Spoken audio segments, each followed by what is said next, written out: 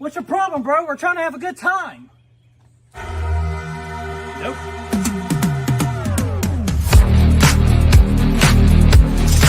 Who the hell are you? What the hell?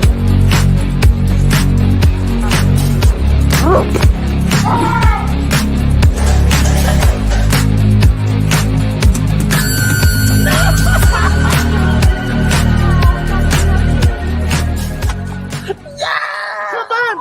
We got to go to the circus!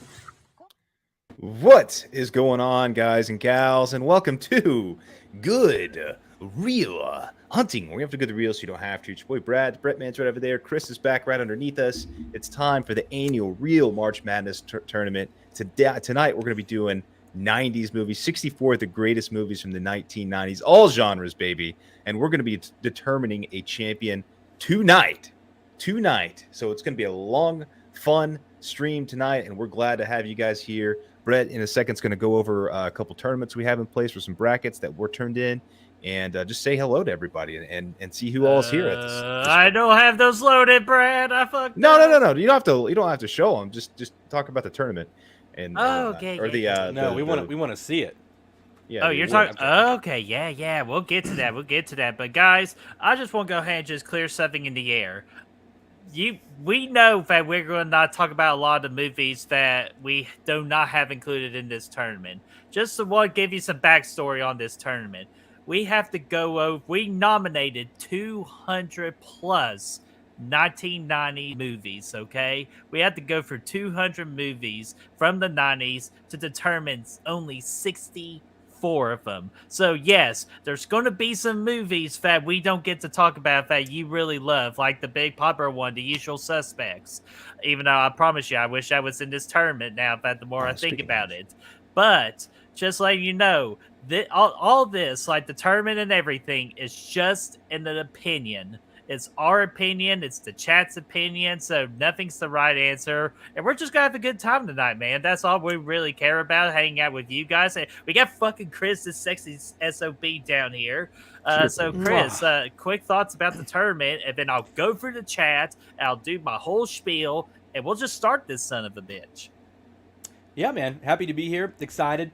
I want to apologize to everyone in advance. I probably sound like shit, and that is a direct byproduct of me being sick as a fucking dog. So, I don't feel that great, but got the beer, ready to rock, man. Oh, and also, I want to say it up front, man. The fact that Mrs. Doubtfire is not in this tournament is another one. A crime against humanity. There's a lot. Man. I'll die on that yeah, there's a lot. But you know what? We got a lot of big ones in here. It was tough. There's actually some numbers, Brett. I don't know. Can you whip up the bracket real quick just to kind of talk about a few things that we went over? Yeah, I could whip up the bracket, baby.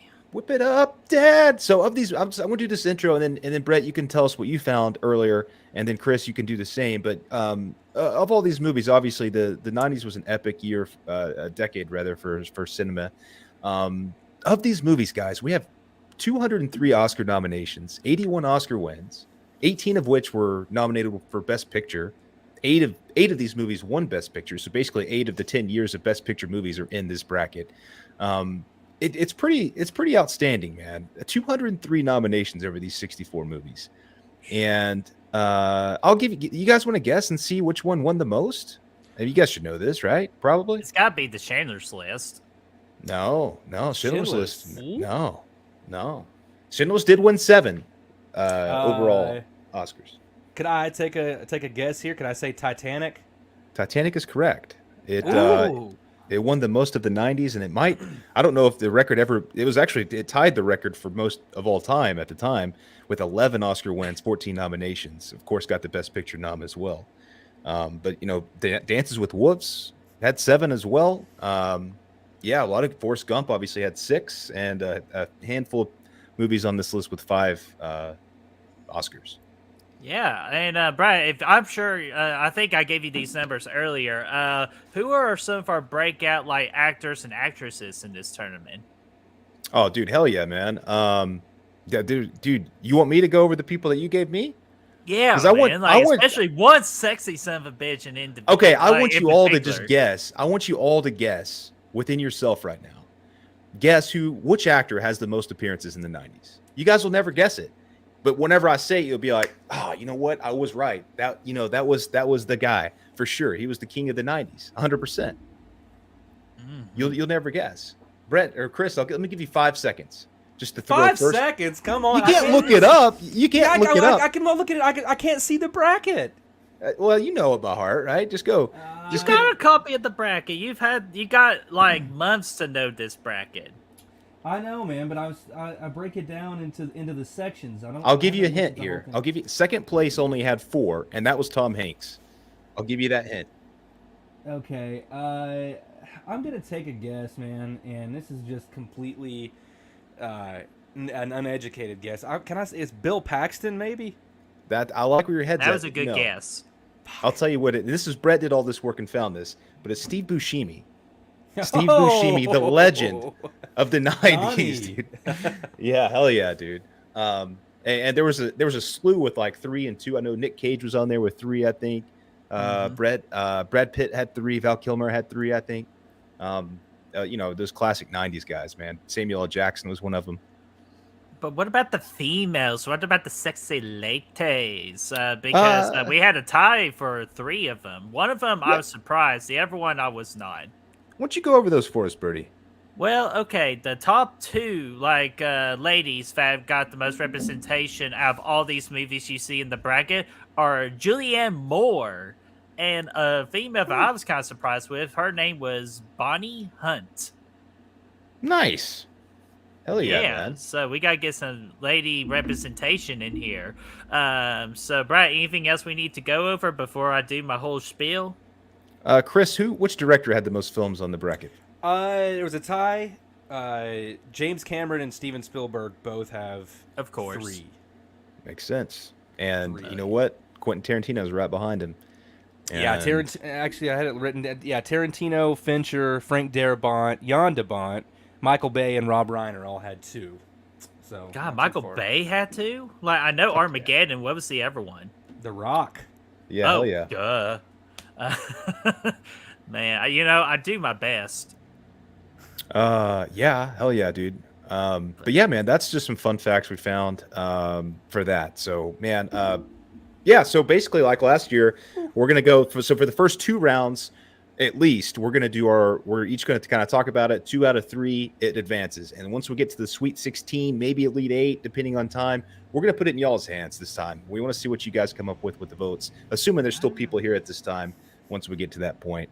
And that way it takes our dumbasses out of it, and you guys can decide who wins this thing. So, did you hear that, guys? You all get to help decide this freaking bad boy. So be sure to hang out with us, grab a drink, grab some snacks, because we're going to need your help to determining the impossible question of what is the greatest 90s movie of all time. Yeah. Yeah. Oh my God. Brad's been saying that fucking word since John Wick 4 came out. It makes me want to punch him. Good luck, actually, because... hey, buddy, I'll say you keep doing it, man, because it makes me want to do something else. You know what I'm saying? Yeah. All right, so let me go ahead and do the whole spiel real quick so we could go and get that out of the way. Let's get our hellos in. We got Cody Snyder, what's going on? We got Rosie, my dear, here's your rose. Good Real Hunting, we don't know who those pricks are. We got Matt Fauci, what's going on? Yo, Adrian, how you doing? Let's see here. We got Lamontre in the house. What's going on? We got Brendan the Beldam. What's going on? We got Chris Snyder. What's going on? Decide to use his freaking badge of Brad Heath. So hell to the freaking yeah. So hell yeah, gotta get that representation up there. We got Russell. What's going on, my friend? Brother Fluff. What's going on, my friend? Anybody else? We got Cole's just saying no. What's going on there, Cole? And that is it. So, guys, thank you so much for hanging out with us. But real quickly, we got to thank our amazing Real Hunters. These are our Patreons. They are the official backbone of this channel. They make the channel run. They got to saw us actually make the 90s bracket that you are going to be seeing tonight. They got the behind-the-scene footage of what that process looked like. So if you're curious about what that process looks like for the future of this channel, be sure the Patreon link is in the description down below. So click on it, select a tier. Any tier would be great. So you all could be a real hunter today. And while also you're thinking about it, if you don't like Patreon, you could be a YouTube member, man. This is also a great option as well to provide for the channel. We got some awesome perks. You can earn badges, man, like Chris Snyder has freaking earned a badge. And also use some badass emojis for as low as $1, as you see in the pinned comment in the chat. So you all could be real hunters today. Yeah, and if you can't be on Patreon or a member, that's okay. Just being here tonight, liking the video, sharing the video, commenting, it all helps us out tremendously. Antonis was asking if he was blocked. His comment, I guess, was taken down. No, man, you're not blocked. Of course not. No, I don't know. Why the hell would we block you, man? We would Hell never no, block man. you. No. We might block Destiny. Nah, I'm just kidding. What's going on, Destiny? How are you doing? And we also got Blu-ray Addict. What's going on, man? All right, man. Good Oh, crowd. and freaking Miss Erica Lauren. What's going on? Yeah, and we are very happy to see you all here tonight. We will get to comments when we can. Obviously, it's going to be a lot of pushing forward tonight, a lot of stuff we have to get over, but it's still not, it's going to be very interactive still, especially once we get to that second half of the tournament. So, gonna be great. Yeah, and go ahead and put up this banner because we are officially in round one. Round one of this matchup. Okay, it doesn't block up Chris entirely, so that's good news. I was worried about that. But, wow. yeah. No, you're good. You're good. You're good. Still down So here. I'm going to disappear. Brad's going to take control of the chat and the polls tonight. So Brad's going to do some work while I get the fun part and get to control this freaking bracket right here. So, toodaloo. Work it, Brad. Motherfucker. Birdie, can you zoom in to where we're working on that? Yeah, well, actually, that's actually an interesting question here. Where do you all want to freaking start? Hey, man. Start at the top left. Or what did you say last time? Left top? Left top, baby. Oh, my God. We're not doing this shit again. Last year. Actually, I think it was Brad that said that last year. Yeah. Give me left top. All right. Left. Yeah. Top. Yeah. God, now he's got me freaking saying it. All right, hold on. And There we go. Can y'all see this okay? yeah, I think that's perfect, man. You did a really good job. Excellent. So, okay. Sheila. So, and we got My Killer Podcast, Mel, what's going on? Which, by the way, congratulations to Mel from My Killer Podcast on, I cannot remember the YouTube channel. Mel, you can help me out with that. So be sure to congratulate Mel. She recently made it into a Media Collectors Hall of Fame. So congratulations to Mel from My Killer Podcast. Cheers. Congrats. Yeah, many congrats. Bertie, let's do what we did last year, okay? Actually, Chris, you can take away Wait a the minute. first one. I want to get Snyder's smart-ass comment real quick, making fun of my movie watches. Yeah, I want to go ahead and mention that. I had to watch 42 movies to get ready for this tournament. Jesus. Oh, wow. That's...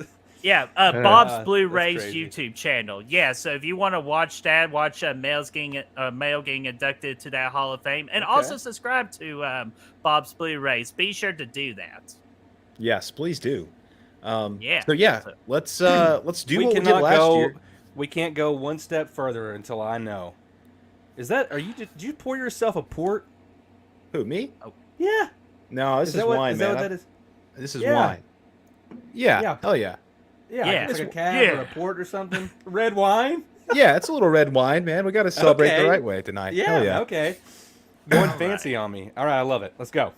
All right, let's freaking do it. We are officially starting the tournament now with our first matchup, which is the #1 overall seed. This is the top of the top according to our numbers.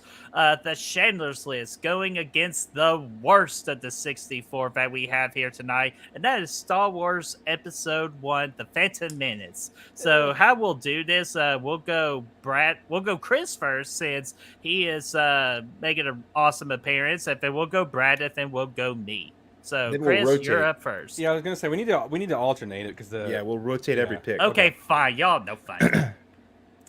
Okay, so we're gonna start off the first one. Schindler's. How is A New Hope? Wait, is this Episode 1? Yeah, this is Phantom Menace. Dude, if this is A New Hope, Oh, see, I I will go can't- ahead and let you know who wins. I couldn't see it there. Man, Schindler's List is great. I love Schindler's List. I look at it kind of like Lincoln, though. You know, it's a great movie to watch like one time or like once every 20 years. You know, you're glad you watched it. It's important.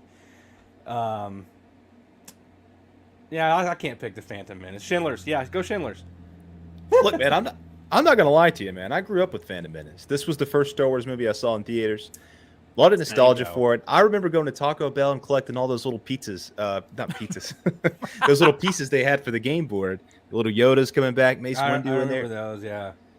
So, I mean, it's definitely like my least favorite Star Wars movie, but it's still a Star Wars movie. And that ending, that third act is epic. And I mean, Schindler's List, obviously, like you said, is probably one of the greatest movies made of all time. I mean, it won a lot of Oscars. It did a lot of great things, but it's not something that I watch often. Yeah, like maybe, Yeah, like I you mean, said, once and you're good. The rewatchability is not there. I just don't. I dislike the Phantom Menace so much. So I honestly, dude, I'm gonna go with Phantom Menace. Because I've watched it so many times, I'll always continue to watch it. I don't know if I'll ever see Schindler's List again. So just for the sake of rewatchability, I'm gonna go with my Star Wars and Jar Jar, man. Brad, I'll go ahead and make this quick. Do you want to know what happens when you're a Star Wars movie and you got Jar Jar Binks thinking that movie can beat one of the greatest movies of all time? Star Wars Episode 1, The Phantom Menace? You just made the Schindler's List! Which, if that's a wrestling deal. So I'm picking the Chandler's List. Who we kidding? One of the greatest movies of all time. Chandler's List. All right, man. I tried to go for that freaking that Purdue situation. No, we're not. Yeah, so we're not having that Purdue. Yeah, which by the way, how the hell does Purdue best player win Player of the Year and he can't beat a 16 team? But anyways, we're not here to talk about basketball. We're here to talk about the real March Madness. Yeah, we're So gonna be on a Chandler's long List tangent moves if we on. go down this trail. And let me get this. We got a super chat from Cody Snyder, $5. What you gonna do, Derek? And Perfect video to play. Yeah, 90s. We're almost. I mean, it's not even gonna take that long to get there. He said, "Dudes, what's the best ensemble cast for the '90s? In your opinion?" I have to go with True Romance. That may be the greatest stuff. I was just gonna say that actually because I watched that today and I was like, dude, there's so many people in this movie, man. Samuel L. Jackson, Gary Oldman, Christian Slater, freaking Dennis Hamlin. Wait, who? Dennis Hopper. Yeah. Dennis Hamlin. You need to write that down, Bertie. I would say that Pulp Fiction. I don't disagree with that at all. I would say Pulp Fiction has got to be up there as well. I actually love the Con Air cast as well. The Rock. I would go with The Rock, actually. Dude, I would have to say I'll The Rock. go with Con Air myself on that. I'd have to say The Rock, dude. You had Tony Todd in there, Nicolas Cage, Ed Harris, Sean Connery. I mean, it was pretty epic. Dude, okay. Yeah. And before the next matchup, real quick, we got 17 people in the chat right now. You guys are the fucking shits, man. Oh, hell yeah, dude. Not the Love good to see it. shits, not the bad shits. So, and Brad, when you can, with the banner, be sure to flip it out and get that Cody Snyder freaking thanks for the super chat deal. But just in a minute, just take your time. But we All right. do have a few good men to talk about going up against Braveheart.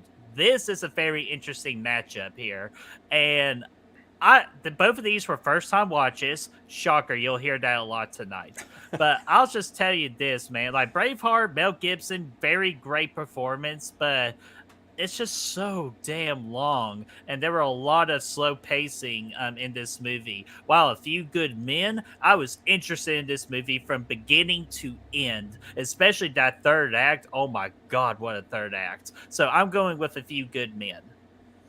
A Few Good Men is one of the movies that I actually watched for the first time preparing for this bracket. And I really liked it. I love Tom Cruise, love Jack Nicholson. I love those guys. They're fantastic. But Braveheart is absolutely, to me, one of the best epics ever. Ooh. Telling the William Wallace story and whatnot, and being a somewhat true story, they took a lot of liberties in this movie. It's really well done. One of the earlier Mel Gibson directed movies. It's not his first. Is it his first or no? I can't remember. But I was gonna say that it was. I thought it was. I could It bet might have. that. It might have been. It might have been. So yeah, the third act in this movie is outstanding. It's emotional. It's sad. It has that payoff at the end. Absolutely Braveheart all day, no question. I did really enjoy Few Good Men. Chris? Yeah, he actually had directed one before that in '89 called "Show Me the Sugar Tits." Interesting. Oh, that was wow. that was a good Well, one. God. no, there was actually The Man Without a Face in Yeah, 1993. J-Man just said that in the chat. Ah, Oh, fuck. nice. Look at you. Thank you, J-Man. Next time we'll leave it to you. Oh, yeah. Where we at here? Yeah, man, I enjoy a Few Good Men. Of course, I can't handle the truth. The performances in that movie are phenomenal, but I actually had the opposite of what you said, Birdie. I think if A Few Good Men is was actually kind of kept my attention less than Braveheart. I thought that it was Okay. more kind of talky a little bit. But Braveheart's one of the greats, man. I can't go against it. I don't want to take up too much time, so it's Braveheart for me, man. All right, Oh, yeah. so apparently a few good men cannot handle the truth that Braveheart gets to go to the next round. It's been eliminated. Frida! Oh my god. Oh my gosh, Again, dude, we're man. coming.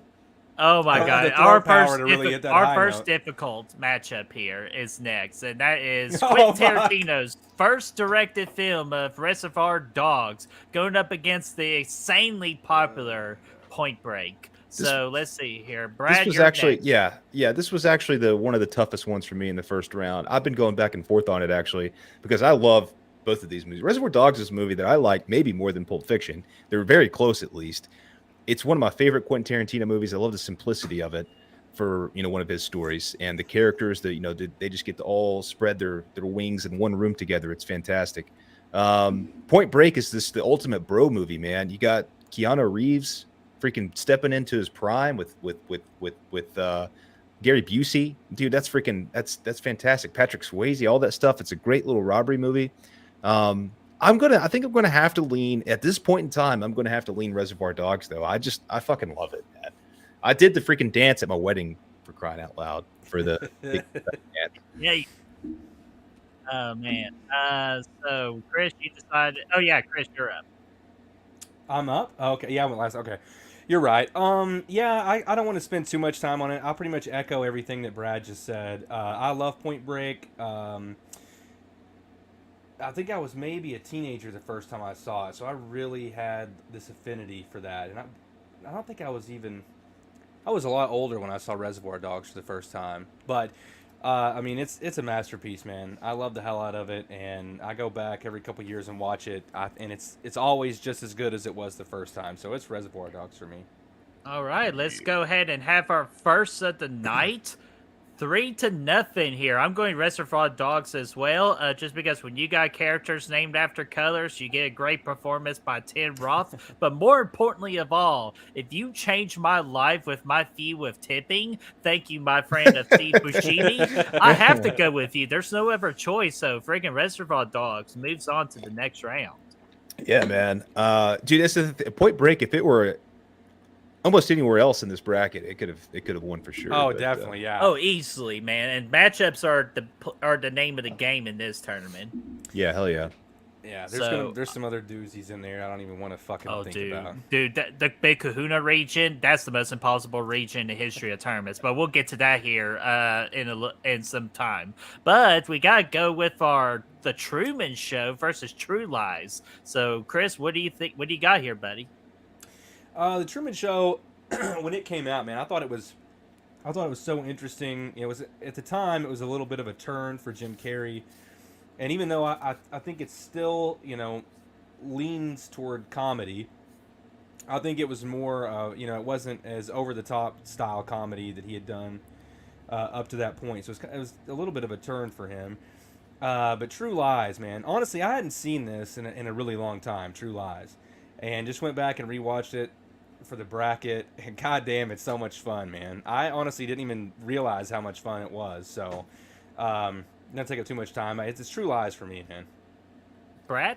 I do love totally the Truman agree. Show, though. Totally agree, man. It True Lies for sure. This one blew me away, man. James Cameron, very, very underrated, you could say. I don't think a lot of people talk about it. And Arnold in this role of being this secret agent is just it's awesome. And Jamie Lee Curtis was outstanding as well. Tom Arnold, dude, that's when he's flying jets around at the end. It's just game over, man. Well, I'll keep it short and sweet. The Truman Show. Good afternoon, good evening, and good night. And you're fired. So I'm going True Lies. You're fired. He shoots the guy through the building into the other helicopter. Dude, like that, like if that ain't like true definition of 90s, like Oh my gosh. You know, it's crazy to think about, like, that seemed so over the top, like, action at the time, and now you've got, like, the Fast and the Furious movies where they're, like, you know, flying cars in fucking space and whatnot. It's wild. Bill Paxton in that movie, though, too, was honestly one of the... It's up there on the list, like Gary Oldman he's on the list with Gary Oldman in True Romance and a few other of those just crazy performances of the 90s. Oh my god. Before we continue, Russell Deadgummit, even though this ain't your fault, this is why. He said, dang, Racing Arizona is from 87. We are not going to have the Racing Arizona situation this You know year. what, Russell? I don't think that you were here last year, but you should go back and rewatch last year's. Oh my god. There's like, first off, there's 5 of those videos, so Hey, man. you'll be entertained. So I don't know if that's a joke on purpose or not, or if he was being legit, but yeah, Racing no, Arizona. he was being legit, but like... Yeah, it almost made it there, my friend. Made it to the Final Four last year. Yeah. To Brett's surprise. Oh my god, it beats such classics too. It's such bullshit. But you know what? We're not gonna have a situation like that. I guarantee it. Actually, I can't freaking lie. But here's what I can promise you: another good, interesting matchup here of Forrest Gump versus Speed, man. And so, God, this is a tough one for me because I've seen Forrest Gump so many times, but Speed with Keanu Reeves and a young Sandra Bullock, my God, she's a fox. Such a good time, man. Even though I will say Speed needs to be taller, but so Forrest Gump is going to speed on to the next round for me personally, so I'm going with Forrest Gump. Nice, man. I'll agree with you, Bert, man. I love Speed. I actually considered it just for the rewatchability and how much fun it is. Just classic 90s action. And the premise alone is just great. But, dude, Forrest Gump is so good. It's such a good story. It's one of the best performances ever. And, yeah. Tom Hanks' career. Yeah, man. Yeah, for sure, dude. It's got to win. And plus, young Jinday was freaking, oh my... Judith Myers? Yeah, Judith Myers and Rob Zombie's Halloween. That's right. Oh, yeah, let me change this. So, Chris, yeah, I don't want to take up too much time. I mean, it's Forrest Gump for me as well. It kind of just, you know, for the same reasons that you guys already said. I just would like to throw out there, I think one of the funniest memes I've ever seen is the whenever Jenny's getting on the bus, it's when she's older, it's Robin Wright. And she's like, bye, Forrest. I'll see you when I'm a single mother with AIDS and you're a shrimp billionaire. Oh, God. Whoops. Oh, it's solid. Oh, man. Dude, what am I going to do with you? Even though y'all be asking that question with me here, what are you going to do with me when I have to, obviously, I'll go ahead and get my pick out of the way. This is no contest of Lion King and versus Con Air. Fucking Lion King all day. And I feel bad for Con Air because this is just an awful matchup. Yeah. Yeah, so in this particular position, yeah, it is a tough matchup for Con Air, man. It's very unfortunate. It's going up against one of the greatest animated movies of all time, one of the best stories of all time. And it's really great for that. But for me personally, I'm not really that into animated movies. What I do like is 90s cheese, Nicolas Cage, and freaking hair blowing in the wind. So I'm actually going to go Con Air. It's more my speed. It's something I'm going to watch more than I watch Lion King. Chris, I want you to be smart about what you're about to answer, okay? Man, Be I don't know smart. which way to lean. I have to find which sort of, how am I going to separate these two? Because on the one hand, I agree with everything You that Brad go just with said. the best. The I Lion think you King go was with the- your preference.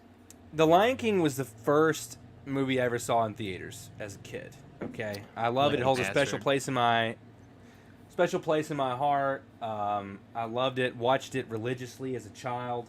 Haven't seen it, and I don't want to go back and watch it because.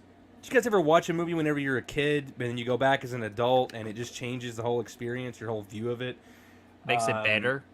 No, it fucking ruins it because all these deeply held ideas about the movie are just ruined because now you're seeing them through the eyes of a shitty adult. And so I don't want to do that to The Lion King, and I love Con Air, so it's like, do I go with the special place in my heart, or do I go with the movie that I've seen like 1,000 times? Well, can I ask you a question? I say put What about the Con beautiful Air score on the next by Hans bracket. Zimmer? Yeah, that is true. Ha! What about John I can't- Cusack running around with a cross draw, jumping off of cars and shit, and yeah, a South man. Alabama accent that is for the ages? Tell If it my wasn't- wife I love her. Yeah, so well, that's why I said put the Con Air on the next bracket. Hell yeah, dude, I love it. You're all not doing this to me. You're I- taking my I'm 14, sorry, special man. movie I have in the championship. Well, I look at it this way, man. I mean, Lion King's not gonna make it. It's not gonna win. It's not gonna win at all, you know. No. And so I really do enjoy Con Air. I mean, it's sort of a guilty pleasure. I don't think that it's really like a great movie, but it's so much fucking fun. So I go with that sentiment over, you know, The Lion King having such a special place in my heart. It created one of the best memes of all time too. Nicolas Cage, With hair his hair blowing in the being wind. blown. Yeah. And also, I picked it for Steve Buscemi there at the end. He's got the whole world. Somebody Shut said the earlier fuck too. up, you crazy. Somebody said earlier too. Cyrus the Virus. Yeah, he was great too. John Malkovich. That was fantastic. Oh, yeah. I know what I must do, but I'm not sure if I have the strength to do it. Brett, you give us that 14 over that 3, and you move it. You slide it right over there. Fucking hate you guys. Hey, man, you already know that you you're all going know to how have much of a special attachment I have to that movie, and you just fucking just rip my heart out. There are going to be so many on here that you are going to take a steam shit on everything that I love, and I already know. Oh, that. you definitely, I'm going to do that now. So What? That's not you know fair. I'm doing that right. Oh. No, okay, I'll try to be as professional as I can. You know what? Con Air's winning it all just because you said that. Oh my god. All right. Tell my wife I love her. But anyways, we're gonna go to the next matchup and try and forget the atrocity of that particular matchup. And we got Tim Burton's The Nightmare Before Christmas going up against the Men in Black. So whoever wants to go. I think it's my turn to go first. I think. And neither one of these, I grew up watching Nightmare on Before Christmas quite a bit, and Men in Black. I grew up watching both of these. I'm not a huge fan of either one of them. It's just kind of one of the picks in the bracket where I was just like, they're both solid. They're both great movies, but I would have to go with Men in Black here just from an entertainment perspective for me. It's just a fun time. Will Smith and Billy Bob Tommy Lee Jones. Tommy Lee Jones. Okay. At least you had a 3-namer in there. I know. God, dude, I'm messing up bad. Such a good time, man. Will Smith was just on top of his game at this point, man. And I have a lot of memories going back and watching that and over and over again. So yeah, I'm gonna go with Men in Black. That's the one with the sugar water, man. I always still think about pulling up some sugar water and just having a good time. Oh fuck no. Chris, what do you think? Yeah, man. I was kind of the same sentiment. I mean, I think that I watched Nightmare Before Christmas quite a bit, and I was into it as a kid. But Men in Black, man, I've seen it so many times, and I agree with everything that Brad said. Although I was gonna pitch that Vincent D'Onofrio was the reason that I was gonna pick it. I thought the give me sugar and it's like what's that chick says? Jesus, Edgar, your skin is hanging off your bones. And he grabs his face and is like, that whole bit still gets to me every time, man. It's a classic in my opinion. So Men in Black. God, you just have no fucking childhood spirit, don't you? Plus the Will Smith song, man. Oh yeah, my! yeah. It might Here be. comes the Men in Black. All right. Well, I was going to make an The ones argument of that the you Nightmare. remember. Oh God! If Brad's singing that. Okay, thoughts real quick. I'll be the one that defends the Nightmare Before Christmas. It's a freaking classic that you can celebrate either Halloween season or Christmas season. Can Men in Black do that? Hell no. But unfortunately, I'm outmanned 2-1. So the Men in Black are going to be grabbing out their device, flashing the Nightmare Before Christmas, and making it forget that it was ever a part of this tournament. Hell yeah, dude. It has been eliminated. That flasher thing was really cool, by the way. Chris, it's your turn to go. Yeah. Okay. You know what? We have to let Chris go first on this one because it's one of his all-time favorites in Fight Club. Going up against another childhood favorite. So let Chris kill another childhood favorite. This is in a tough Jumanji. one, man. I love Oh, and real Jumanji. quick, sorry. I saw Brooke and Holly in the chat earlier, so I wanted to make sure we give them a proper hello. Hello, Brooke and Holly. What's Hello, up, Brooke and and Holly? welcome.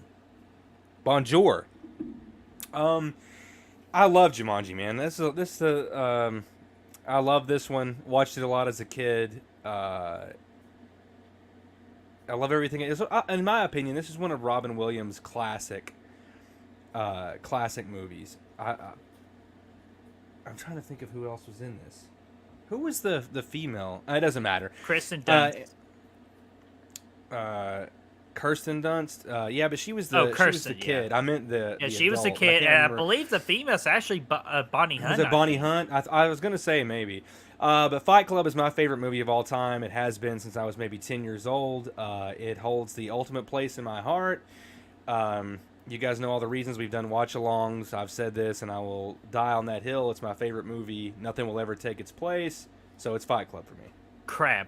Rick Bolden freaking called us out, man. We just talked about that. Damn it. We broke rule number 1, Bob. Damn. Yeah, man. But real quickly for me, I respect And rule number 2. Jumanji. I respect Jumanji. Jumanji is an all-time great, but unfortunately, Jumanji, welcome to Fight Club. The 2 rules about Fight Club. Rule number 1, you don't talk about Fight Club. Rule number 2, you do not talk about Fight Club. And we call Jumanji talk about Fight Club. It's out of the club. Fight Club advances to the next round. Totally agree, man. This one wasn't even close for me. Yeah, again, it's just but if Jumanji were to go to a different particular matchup, it could have possibly had a better fighting chance. Yeah. Oh, my yeah, God. Blu-ray addict. Yeah, where's my mind? Take a drink is every the time Brett ultimate- says yeah. Oh, you don't want to do that. Yeah, we're all gonna be drunk. All right, so But- we're going to go to the freaking Hannibal region. This is the Silence of the Lambs region. It's the number 1 seed, and it's going up against, my God, one of the most popular blockbusters in the 90s, man. Freaking, this is my favorite Helen Hunt movie, Twister. Yeah, man. You want to just go clockwise and to keep it simple. Well, I can't see the screen, so. I mean, as far as our rotation, I guess we're not really going clockwise. Yes, because- Chris, I'm glad somebody mind. finally brought it up with my segues. Yeah, so I actually had one bracket turn in that picked Twister over Silence of the Lambs that I know of. Yeah. So that was Shame. interesting. And I actually do fucking love Twister. And I think if it were in a lot of different parts of this bracket, it would go to at least Elite The Eight. Chandler's List. Yeah. Oh, yeah. For sure would have Yeah, beat that. I mean, definitely. it would have beat a lot of movies. I love this movie, dude. Me This is one of the too. most rewatchable movies on this list for me. It's so good. Bill Paxton is one of my favorite. The GOAT, R.I.P. man. This is probably my favorite movie he's in. Well, not my favorite movie per se, but my favorite one where he's the lead. It's such a good time, man. Great effects that really kind of continue to hold up today. They had a badass Universal ride about it, but Silence of the Lambs is one of the best kind of crime thrillers out there, man. It's it's dark, it's nice. It features some great performances too, if you're not aware. And dude, it's just such a lot of good twists and turns, man. Silence of the Lambs is iconic. I got to go with that, man. Yeah. So I'm next. Yeah, just go down the line we'll go. Okay. We'll just follow that.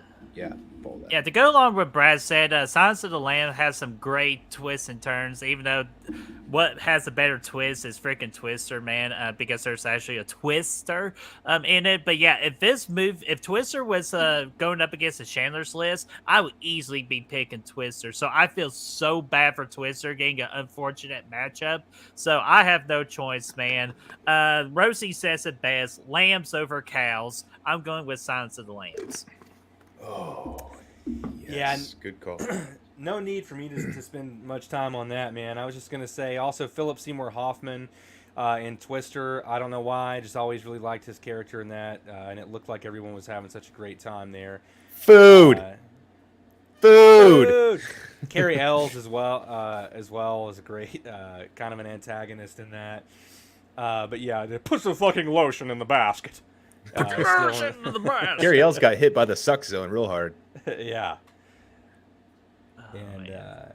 so yeah, one of the greats, man. Actually, just I watched that a couple days ago. Put the fucking lotion in the basket. It's just that great big fat woman. Yeah. Wait, was she a great big fat person? Yeah, You it's one of fuck- my favorites. Would you fuck me? I'd fuck me. I'd fuck me real hard. Okay, let's not go Uh, too far into it. Okay, yeah, we won't, man, but because we got a freaking another interesting matchup. I'm interested to see how this is going to go, and that is Groundhog Day versus Tombstone. Ooh, man. So I'm up here. So, Yes. man, dude, this is tough. Because I'm not the biggest Western fan. But Tombstone's going to be one of those Western movies I will talk highly on. I thought it was really damn good. But man, I was so surprised with how Groundhog Day just took on the old heartstrings of being funny, then delivering a serious. If it just does a complete 180 in how dark the movie gets, and then it goes right back. It took me on an emotional roller coaster ride, man. And I just be honest with you, Bill Murray knocked it out of the park. I'm going to go with Groundhog Day. Mm. And what's going on, Chase from Moser Movie Reviews? And we also saw Kevin earlier. What's going on, Kevin? Oh, hello and What's welcome. up, Chase? Bonjour. Buongiorno. Is it my go or yours, Brad? No, it's Chris. That's yours. Oh, it's Yeah. mine. Okay. Yeah, man. I love both of these. Groundhog Day, obviously, is iconic, and still holds up. Still a hella fun movie to watch, and I still catch it whenever I can. For me, Tombstone holds a little bit more weight. I think it's Val Kilmer's performance in there, Kurt Russell, all the performances are great in it, but those two in particular, and damn, if you were ever my friend, you let me die in this bed, I'm your Huckleberry. My mom still I'm your says that shit all the Huckleberry. time. So Tombstone for me, man. Hell to the yes. Bill We Paxton know where also. Brett's going. Yeah, I was Well, gonna Bill- mention Bill Paxton, but I mean, I don't. Shit, know, dude. Bill Paxton was in at least 4 of these movies in the 90s, too. Well, that's himself. why I said earlier when I took the guess, I was like, it's Bill Paxton, man. I knew he was in quite a Gone few way of these. too soon. Yeah. Yeah, I know. R.I.P., Um, baby. So, yeah, dude. Yeah, I mean, Groundhog Day is probably my favorite rom-com ever. I think it's, it's definitely got that. But Tombstone is just so good. Talking about all-star cast earlier in the show. I mean, this is another good example of that in the 90s, man. Freaking outstanding and just a great, fun freaking story, man. So, yeah, Tombstone all day. Yeah. So apparently, anyone- Groundhog Day, Tombstone will be your Huckleberry. Damn right. If anyone hasn't seen the documentary about Val Kilmer, now that it's post he can't talk now, he had throat cancer Yes. and all that. And it's very good, and there's a scene there where he goes to Texas to a screening of Tombstone to spend time with fans and stuff. Well, I think make you appreciate the movie all the more. Yeah. Oh, absolutely. Yeah. That's yeah. I remember seeing that. That was cool. Yeah, so freaking Tombstone goes on, and man, this is a little bit of a different, kind of styles of film right here. We got, the Green Mile versus Jerry Maguire. So Chris, you're up, man. What do you think? Yeah, man, Jerry Maguire is so much fun. I still enjoy it, but it's not something that I revisit a whole lot. It's a fine movie. But The Green Mile, man, is one of my all-time favorites. I mean, it's really up there for me. I mean, I don't know that I could watch the movie and not cry. I mean, I'll be honest. So it holds a special place for me. It's a fucking tearjerker. Tom Hanks. It does everything so well, and it's Green Mile all day for me, man. Hell yeah, dude. I would concur with you. I enjoyed Jerry Maguire, but yes, Green Mile to me has always been one of my favorite stories. It's obviously a Stephen King book. I think it might be one of his better books.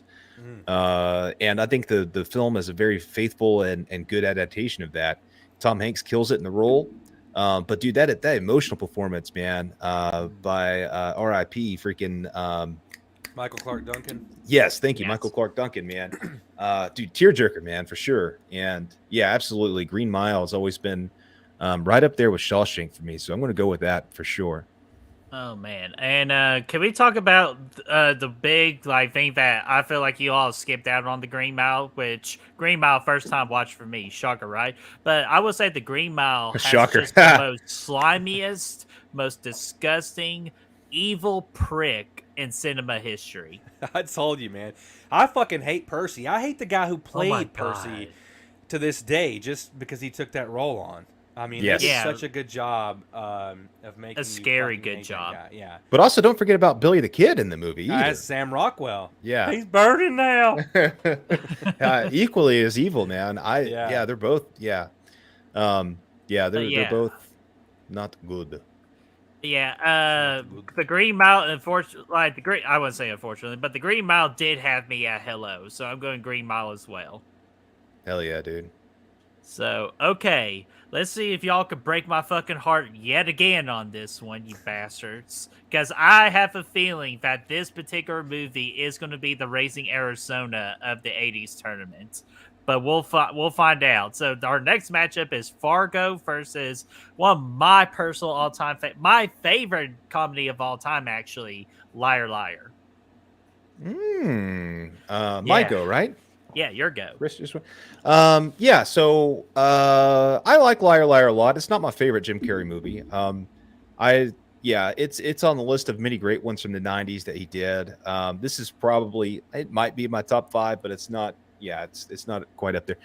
Fargo, though, I mean, it is Coen Brothers, man. It's a step. It's one of their better movies, and like I said, I was telling Brett earlier, Steve Buscemi, man, was outstanding in this movie, man. He was great, and absolutely love it. I honestly think it might be my favorite. I like it. I like it more than the one. What's their movie?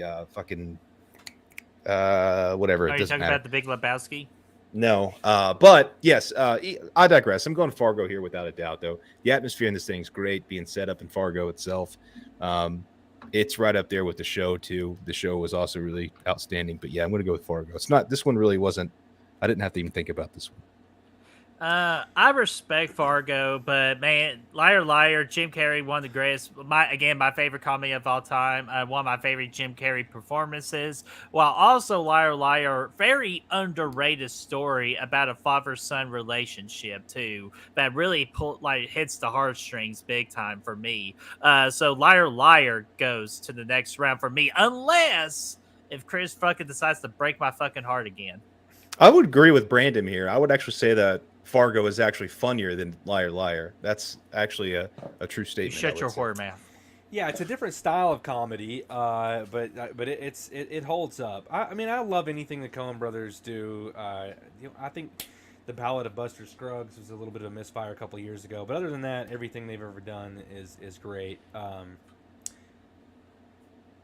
Yeah, I like Liar Liar just fine. Okay, I mean, I think it's a good movie. I really do. But it was just, I think it came out a little bit after that kind of movie was for me. You know what I mean? Because I don't think I even saw it until like my baby sister went to go see it, and she watched it religiously. So I kind of, vicariously had learned to like it through her. But Fargo was something that I really gravitated to is the first time that I ever saw it, and it helped spawn the series like Brad was talking about, which I thought was so great. So I'm sorry, Birdie. I mean, and this is not a dig.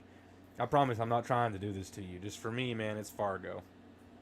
I really thought I really thought Brad was gonna go Liar Liar, man. No, thought I was love- gonna be dude, the Fargo. I knew Brad was not going to go Liar Liar. I knew that. Fargo is one of my favorite movies on this list, and I mean, there's a reason why it's a 4 seed. It's a great movie. It's But hey, Chris, how Yes, sir. about you put your face on a curb and me stomp the shit out of you? You know. Which by the way, that's actually our next matchup. Nice segue, right, Chris Snyder? No, American I think you did History that shit on X. purpose. No, I did not. Okay, I did. But anyways, we got American History X going up against man, we're talking about like a movie that really legit explains the 90s perfectly. It's freaking Wayne's World, man. So this is actually a very interesting matchup. Oh, and it's my go with it. Wayne's World, I like it. Like Mike Myers, funny dude, and I forgot his buddy's name. Dana Carvey. Yeah, Dana Carvey, and dude, that chick like that freaking Mike Myers, like swings for in the movie. Damn, she's dude. She is an absolute fox. She is actually the bad girl in True Lies too. So I thought that was fucking awesome. But That's Tia Carrera, right? yeah, okay. Tia Carrera. Or Yeah. Tia Carrera. Yeah. But man, American History X, dude, I will not revisit this movie a ton because it was really disturbing. But just the story and just the performances, absolutely spectacular. It's impossible, like for this particular matchup, to go to not pick American History X. So I'm going American History X. Who's up? You Chris are. is. Oh, okay. Yeah, man, I won't take up too much time. I kind of echo everything you said. Wayne's World, a lot of fun. Love it, but American History X is all time for me. It's way, way up there. Like you said, I think the performances are great. It's a great story. It's well directed. The cinematography, for what it's worth, I think is great. Yeah, it moves on for me for sure. All right. Not a lot to discuss here. We're not mental, but American History X, when you talk about it, man, what a freaking, like, just a compelling story that this movie tells and how it gets you so sucked into this world. You got to go with it, man. Edward Norton alone definitely has this thing advancing. Sorry, I'm just adjusting it so it can be easier for later on. Let's see here. There we go. So American History X advances to the next round. And then, ooh, dude, this has upset potential right here from what I've seen from the brackets turned in. God damn it. Yeah, This is I honestly do. one of the I hardest know. ones, This, yeah. Dude, this one's going to be tough, man. So I'm very interested to see how this goes. And that is one of the great sci-fi movies that legit changed the game of sci-fi movies of The Matrix, going up against a comedian that we all know and love, freaking bless his soul, Chris Farley's David Spade, Tommy though. Boy. Yeah, and David Spade too, man. Yeah, he was Yeah. great in this. Him and Chris Farley, tremendous chemistry. So, but it is not my turn. Actually, it is my turn. Well, no, it's Brad's. It's Chris's turn. Oh, it's Chris's turn. Sorry. Okay, Oh. Brad, you're in charge of it. But Man, Tommy Boy is something else, dude. I absolutely adore Tommy Boy. Of course, one of the greats. I've been checking the damn inline rotary girder since I was, a young man. But The Matrix for me is like, it completely changed cinema. I remember watching the trailer for this thing. I remember seeing it in theaters and being fucking blown away at what they were able to do with CGI. Seeing Keanu Reeves come out as the one, the performances, all that shit. It's The Matrix for me, man. Yeah, man. Callahan Auto Parts, we're looking at you here, and we're hoping for you. But no, I mean, I'm telling you though, this actually was a really tough matchup. One of the toughest of the first round, right up there with the other one we had with Point Break. Because these movies are so different, but I love them both. Tommy Boy is one of the most rewatched movies in my lifetime. But The Matrix is as well. I grew up with this. Now granted, as a kid, I'd always fast forward to the end when they fought in the subway. But like, every time I watched it after that, I was like, man, every time I watched it beyond, once I, grew a brain, so to speak, I was like, dude, this movie gets better and better every time I watch it. And what about the motorcycle jump at the like from the first frame, she's jumping off of the motorcycle. It's fucking crazy. that's the second one. Well, she does that jump across the buildings here in this first. Oh one, no, jump the first through. one's the one where she jumps up and it's the slow Yeah. motion kick to the face. I'm sorry, yeah. Yeah. But dude, I mean, it's outstanding, man. What they were able to do within the action genre. I mean, it's very much what they did then is what John Wick's doing today. It's taking the action genre, moving it forward, doing things we've never seen before. So for that reason, man, it's a great, compelling story as well. So it's getting a nod here. The rest of the franchise can kind of suck it, but this first movie is great. Dude, ain't that sad though? That after this movie, they try to make a franchise out of it and it just went all the shit.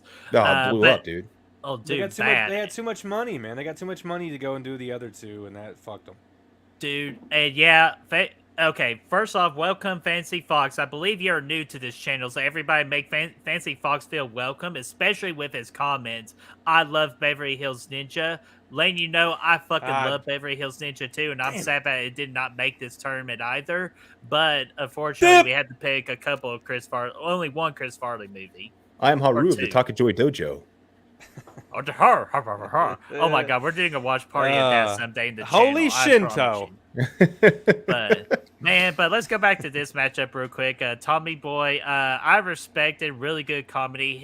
Chris Farley and David Spade have amazing chemistry with each other. Hell, they made 2 movies with each other. That's how great chemistry they have. But The Matrix was the game changer, not only for the sci-fi genre, well, especially the sci-fi genre, but just in cinema all in general too. So easily, The Matrix, it's the one going to the next round. Damn it, sorry, another segue. Oh my goodness. God. I know, I'm sorry. I can't Snyder, help you it. got to get this guy, man. Sorry. Reel him in. All right, I'm gonna go ahead and jump on to the next one. True Romance versus The Crow. 2 outstanding flicks here as well, man. Brandon Lee's last movie, R.I.P. Oh, a tragedy in that movie there. I'm pretty sure the anniversary of his death was today, actually. If please someone tell me in the chat if I'm wrong, but I'm pretty sure I saw that today. I'm like, dude, what are the chances that that's a case today? Oh, seriously, man. I'm hopefully if I'm right, someone that like Chris Snyder will know. Yes. Going up against True Romance, Quentin Tarantino's. I think it was the first movie he wrote, if I'm not mistaken. Yeah, first And you I could- think script that he sold or something like that. Yeah. Yeah, it came out around the same time, right before fucking Reservoir Dogs. But it feels like a Quentin Tarantino movie still. I mean, it has the same, just with this writing, you can feel his flavor in there. And like we talked about earlier, the cast is outstanding, man. I love this. The score Hans Zimmer gives us in this thing is absolutely iconic. I'm taking True Romance here. I have to. I just love this movie. The ending, how bloody it gets at the end, how chaotic it gets. It's awesome. Man, True Romance did have me for a good bit of this movie until the girl's name was Alabama. So I had to say fuck Alabama because we're from Tennessee. She wish. But dude, it's okay. Someone did confirm that it was Brandon Lee unfortunately passing on this day. So I gotta go with The Crow. Plus, The Crow to me is just a better movie, and just what it has done, it's so criminally underrated. I wouldn't say even underrated, but The Crow for me, absolutely agree. Yeah. Is it? I swear to God, Chris. Yeah, it's you. I know it's me, but he said The Crow also because I thought you picked. Oh no! Sorry. I cursed my grammar. Okay, the also was not. No, it was on the. Yeah, The Crow. I think, man, there's just no denying this movie. It's Brandon Lee was amazing. I think everything about it was awesome. But True Romance was something else. And it's all time for me. It's way up there. Damn it, Birdie! You're making me feel bad about these selections. Man. I've had my bracket done for ages, and now you're guilt tripping me into a fucking oblivion. Dude, you don't have to worry about me with this one. You're gonna have 18 pissed off people in the chat. Well, there's a lot of love for. There's actually a lot of love for True Romance. Come on, man. Here. True Romance it takes it, dude. Come on. I mean, it's fucking crazy. It's the most Snyder, chaotic. you look at Chris. I didn't fucking do shit on this one. Ah, sorry about that, Bubby. It's his all-time favorite movie is The Crow. Oh, I gotta say, I see a lot of love in here. There's a lot of love both ways, honestly. But True Romance has got a lot of love. it's Um, so it's yeah, it's just so chaotic and has a certain vibe to it that's very singular. You know what I mean? You don't see a whole lot. Um, But I think God. maybe Natural Born Killers is the only other movie Yes. that has the same kind of vibe as that. And so it's very singular as to where The Crow, you know, as much as I love it, is kind of it doesn't how have about- that quality to it. how about Patricia Arquette, dude, in this movie? Just freaking. Yeah, I know. Yeah, I mean, Fucking hell. gotta love Alabama. it, man. And like you said Uh, before, man, the fucking the cast alone is, and the performances of the cast is phenomenal. the pacing, it's always moving forward. I just it's one of those that's just it's near a perfect movie for me. But God, I agree with Holly, though, that the cinematography alone in The Crow is beautiful. Yeah, it is. The Crow's fantastic too, definitely, man. yeah. I totally agree with that, man. So- Everything about All it's right. great. We got True Romance, so go into the next round. And so we got Saving Private Ryan versus The American Pie. Oh yeah, your go, Bert. Pie. Okay, yeah, it's my go. Pie. Ah, man, dude, just what this movie has done has made me just never want to try freaking apple pie ever. Even though we'll just tell your mother we ate it all. But I will say, Saving Private Ryan, dude, freaking Steven Spielberg just never ceases to amaze me to create out a freaking banger after banger after banger. So I'm going with Saving Private Ryan on this matchup. Chris, you go. Oh yeah, okay. Yeah. Your Saving turn now. Private- my turn. Oh man, that hurt. Yeesh. Yeah, I think Saving Private Ryan is, is one of the better war movies out there. I think Tom Hanks, the cast in this thing, man, fucking Vin Diesel, for God's sake. You know what I'm saying? Matt Damon, the cast is absolutely unreal. Tom Sizemore, R.I.P. It was absolutely great, man. But honestly, I don't think I ever would have fucked a pie if it hadn't been for American Pie. You know what I'm saying? And that really got me over a big hump in my teenage years. Oh, I bet it did. Yeah, absolutely, man. So for that reason, I've got to go Saving Private Ryan because that pie really did me in, man. Man, I gotta say that opening alone in Saving Private Ryan has this thing moving along. That Normandy beach storming scene was a perfect example of filmmaking, man. Absolutely outstanding. Mm-hmm. I agree. Sorry, just adjusting this real quick. Here we go. And we'll go ahead and start talking about. Let's see. Yeah, okay, sorry, OCD here. Okay, there we go. So we completed the left side. Now let's go to the right side. Brad, before we go to the right side, you got another freaking super chat to address. Oh hell yeah, dude. Cody Snyder again sends in $5. Let's man. stay with the theme of the '90s here for sure. At least for the time being here. There you go. Thank you, sir. There you go. There you go. There you go. Thanks a lot, Cody. He says, My segues. guess it's a good thing for me. It's not coming down to Point Break and True Romance in the finals. Those two are neck and neck for my favorite '90s films. Yeah, dude, that's for sure. Those are both outstanding, and they kind of somewhat have a similar vibe to them. Honestly, I like that. And there's another one from Cody. So another $2, much appreciated. This is a hell of an episode. Cheers, guys. Thank you, Matt. Grazie. Glace. So, all right, let's go. Oh my God. Let's go to the mob region here. Man, this region all belongs to freaking Goodfellas. Man, this is the number 1 seed going up against another childhood classic of mine, man, and that's freaking Space Jam. I saw this movie in theaters, dude. But it's not my turn to talk about it. Brad, I think it's yours. Yeah, Bertie, I'm sorry. I don't mean to do this. It's not personal, but Goodfellas is just going to win this. There's really no question. It's not close. Goodfellas for me. And you know what, Brad? I'm actually okay with this one because, you know, even while watching Space Jam, I always knew I wanted to be a gangster. So I'm going to Goodfellas as well. Nice. I'm actually kind of surprised. I actually thought of all of the BS that I got over there about you, me not choosing your childhood favorites. I love Space Jam, man. I was actually going to go with it here. So, Really? I was ready to go with Space Jam. Oh, damn. If you had gone with it, man, we could have teamed up finally. Well, but no, sorry, I can't. Goodfellas is just one. Again, it's All Space right. Jam. We're going up against Chandler's List. Again, I this is respect not a it. disrespect to Chandler's List. It's just I would pick Space Jam to that one too. Yeah. Yeah, so okay, Goodfellas is moving on to the next one. This one to me, I think it's the most difficult 8 and 9. Well, I think between you guys, it's not for me. It's The Fugitive versus Dances with Wolves. Take it away, Birdie.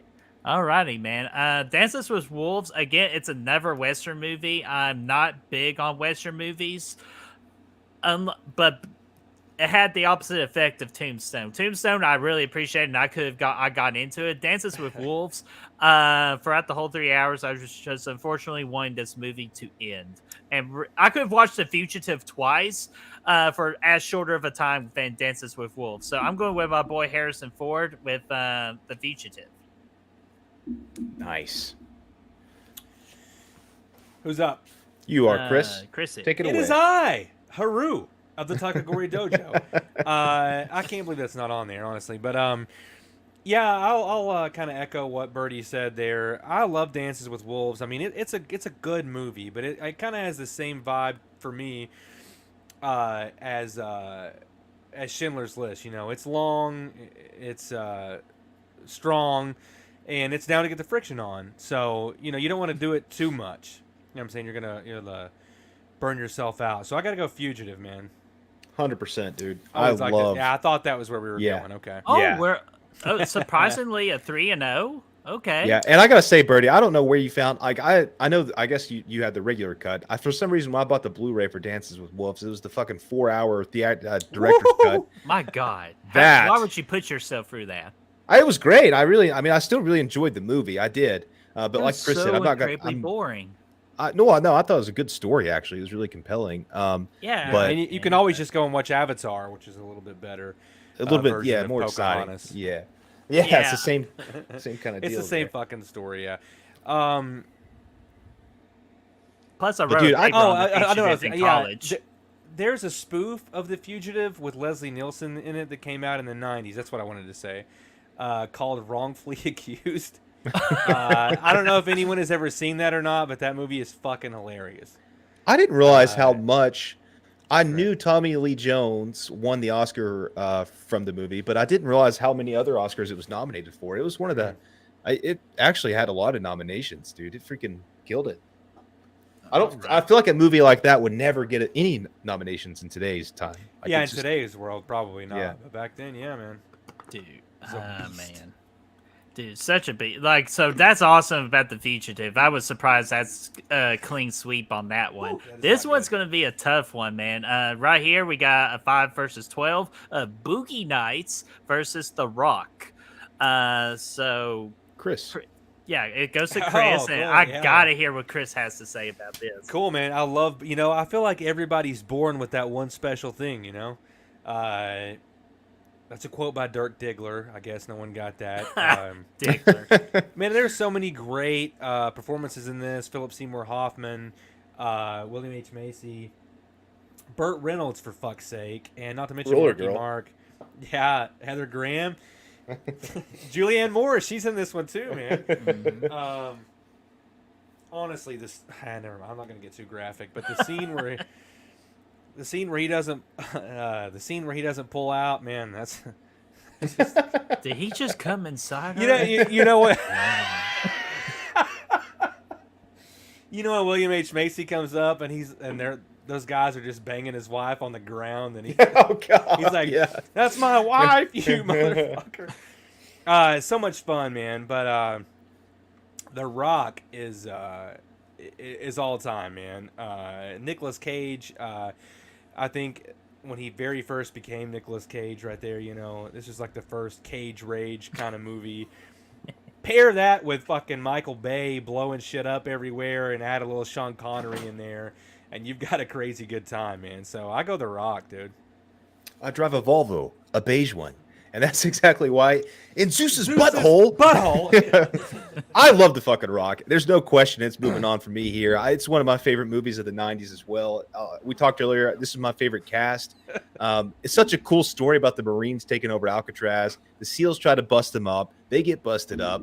It's just a freaking it's epic. And then you have this weapons like this chemist going in for the FBI. It's just balls to the wall crazy. It's a crazy story. On the top, Balls. Michael Ball. Yes, there's green balls in here. Michael Ball? Was that the director?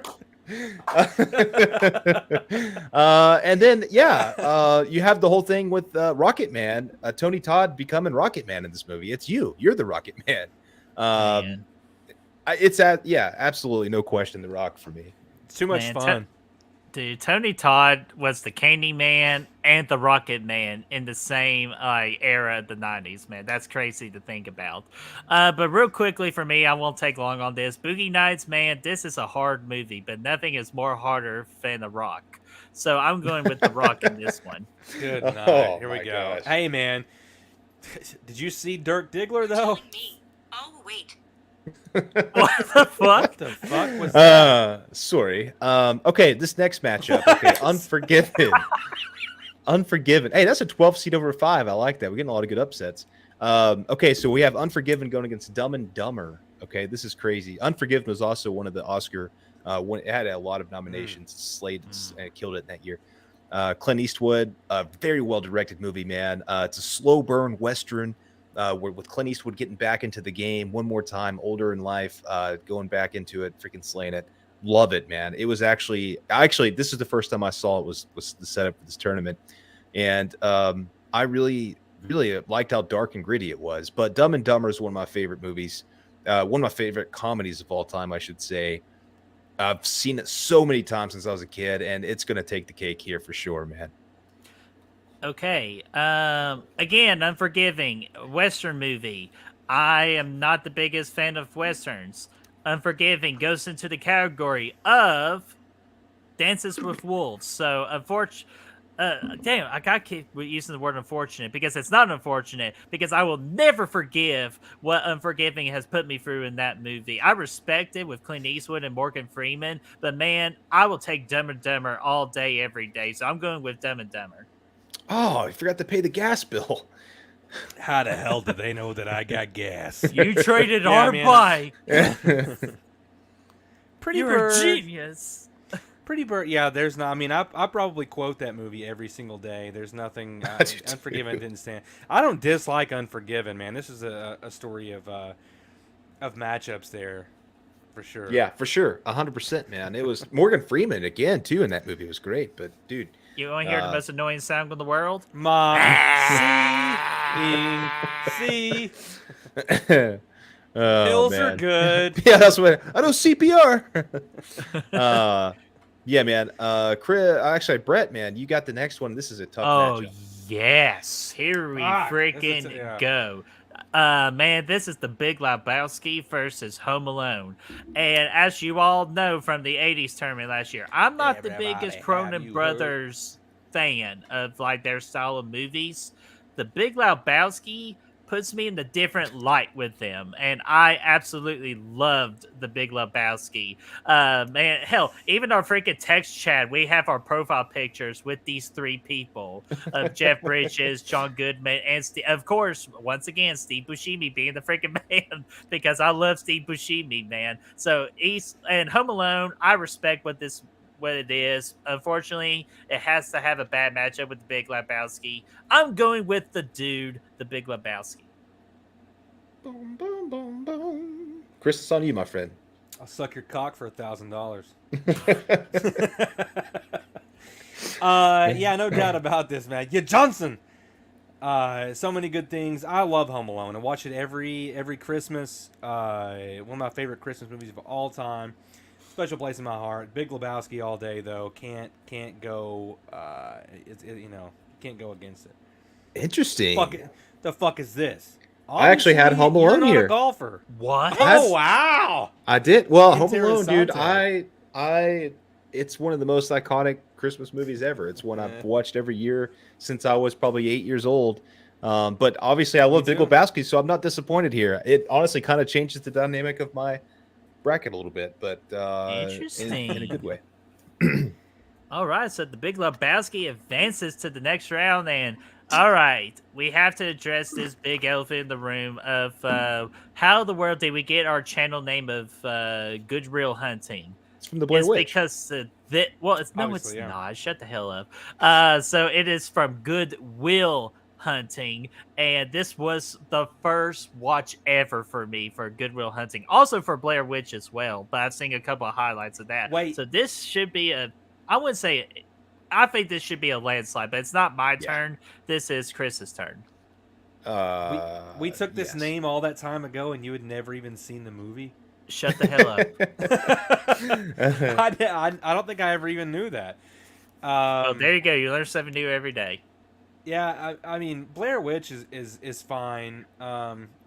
It was creepy as hell back in the day, but it doesn't really hold up over time. It's still, the ending is creepy, but the rest of it's kind of fucking boring at this point. But Good Will Hunting still has value in the name and all, so Good Will Hunting. Yeah, for sure. Blair Witch honestly shouldn't even been here to be at the end of the day. Like, it was iconic, but it has Beverly no Hills business. Ninja would have beat. Honestly, I don't think I even paid attention that was in there. Oh Beverly my Hills god, Ninja we should have or done that. Mrs. Doubtfire, either Or of Air those Force would have One. been- Air Force One. Or Usual Suspects. Get off Yeah, or my Usual plane. Suspects, or Yeah. there's a lot of things. How do we could come throw. to this decision right here? You know what? Evaluate it. But Blair have to Witch, evaluate Blair Witch is harder next iconic. time. You got to give it that. It created a whole subgenre of horror. It's one of the biggest horror And- movies of the '90s, without question. But Good Will Hunting is way out of its league. According Moving to the on. trivia that the horror trivia that Birdie and I lost. Oh my it's the god, most I was prob- wondering if you were bringing that up. Yeah, absolutely, I'm going to, because I still think that it's fucking Paranormal Activity. Paranormal Activity. That's what we put, and they said Blair Witch was the most profitable movie of all time.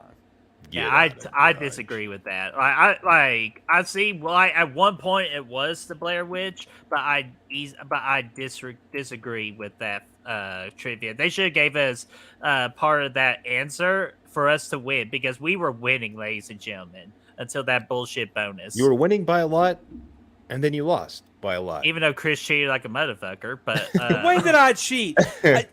All you right, did all one right. of your buddies into the God. parking lot to get some pizza from the Damn pizza it. truck while texting you the answers. You That's didn't know smart. the three Sanderson sisters' names. What else was That's I supposed smart. to do? Moving That's on. smart. Moving on. Everyone else knew it.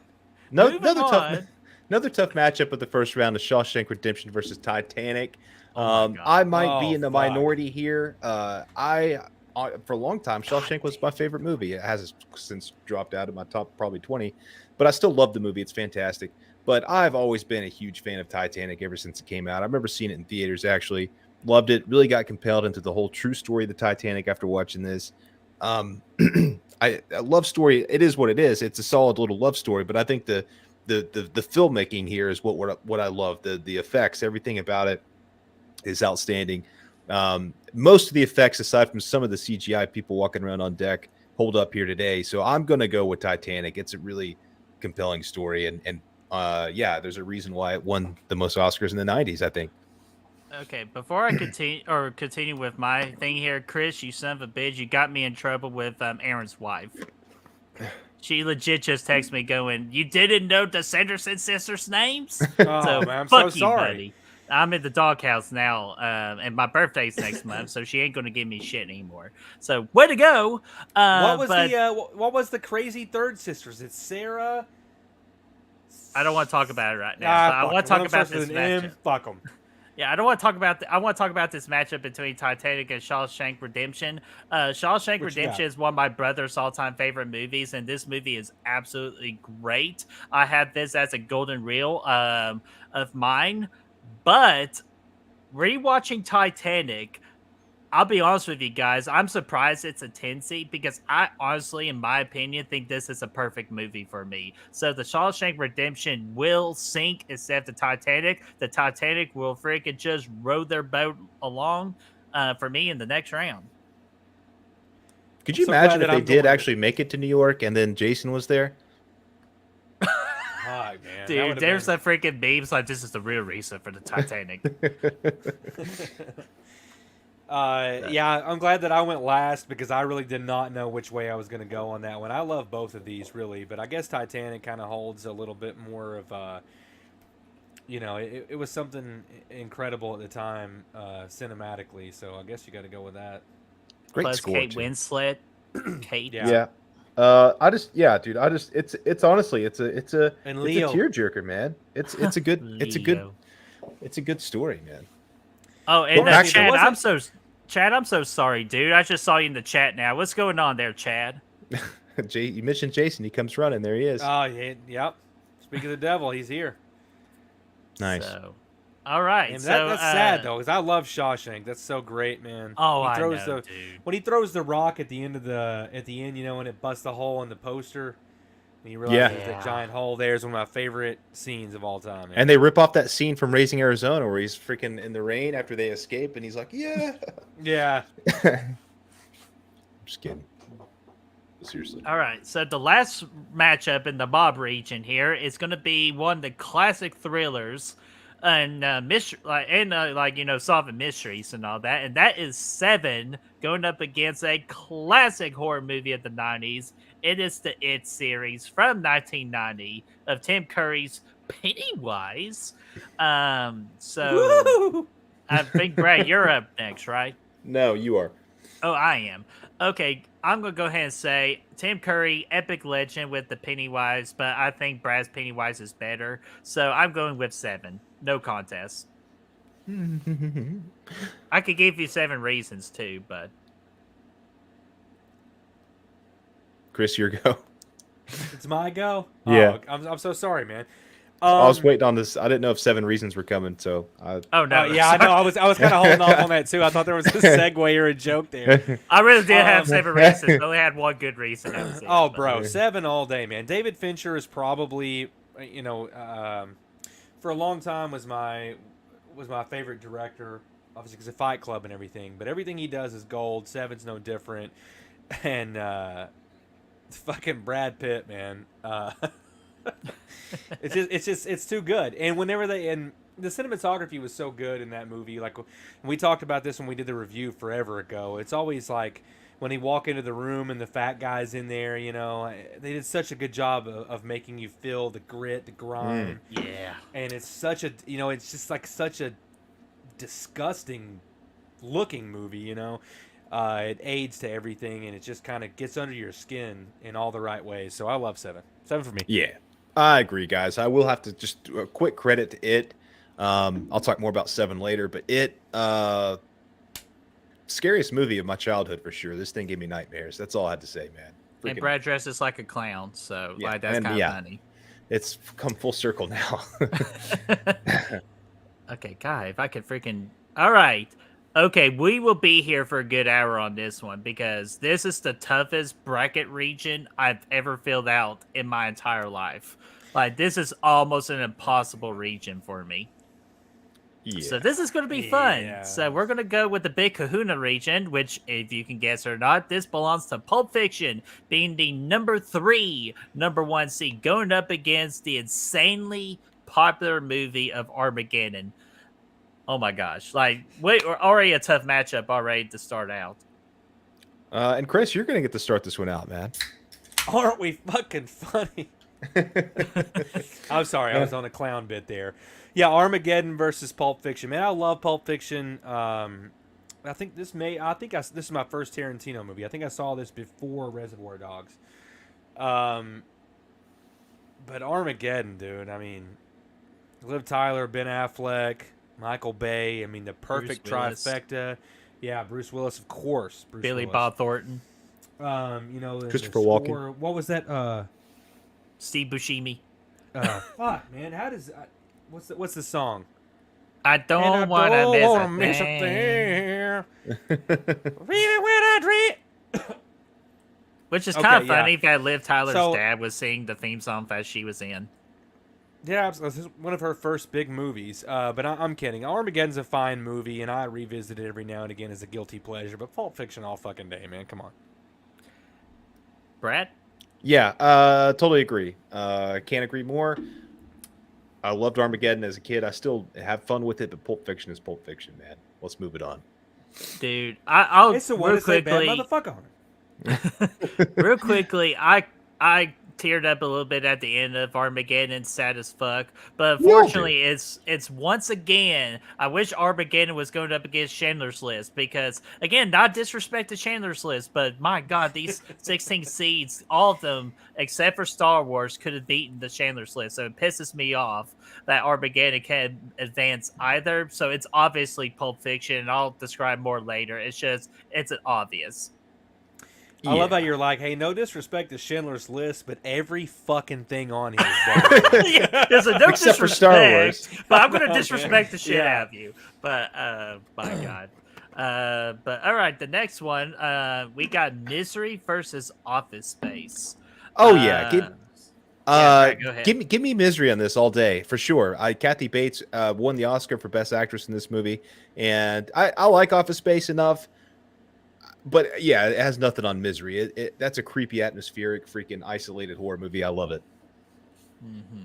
Yeah, give me freaking Misery all freaking day too. Like Office Space, like I'll be honest with you, I don't see why people think it's so fucking good. Like I just thought it was just okay. But Misery, Kathy Bates, and James Caan, like R.I.P. James. So Misery all day for me. Yeah. I go Office Space. I love Misery. There's nothing. I echo everything you guys said. Office Space. Nah. Hell no, man. I reckon you get your ass kicked for saying something like that. It's still that's one of the funniest lines, and them playing "Damn It Feels Good to Be a Gangsta" whenever they're beating the shit out of that Yeah. coffee machine. Okay, I'll admit that was funny. I still listen to that song, so it was an Office Space for me on that one. But Yeah, it's a doozy, man. I enjoyed the movie for sure. this is probably the toughest one for me. I'll be Oh my honest. God, dude! Like, and I feel like Chris This is is gonna a break my fuck- fucking heart on this. This one. is a doozy right here, man. Well, Bertie, you get to start it off. Actually, funny enough. Excellent, man. Which GoldenEye, it's definitely one of my favorite Bond movies. It's the first Bond movie I've ever watched in my entire life. So I do have a little bit of attachment. Of course, the Nintendo 64 game. Like, come on, guys. But what gets me through a hard day after people bullied me in school as a kid, it was not only The Lion King. It was also fucking Jurassic Park. This made me fucking love dinosaurs, and I love the Velociraptor. And just if I'm stepping outside, I was like, oh, what would a dinosaur look like? Jurassic Park answers that question. This movie is amazing. John Williams' score is absolutely terrific. Jurassic Park for me all day, every day. Yeah. I did. Chris? It's Chris. Yeah, It's yeah, in my sorry. God damn it! Don't put me in the middle of this, dude. This is a tough one, man. Bless you, Michelle. I don't know. I don't really even know where to start here, man. Jurassic Park, I think I saw in theaters when I was a kid. Scared the shit out of me, dude. I didn't watch this for a really long time.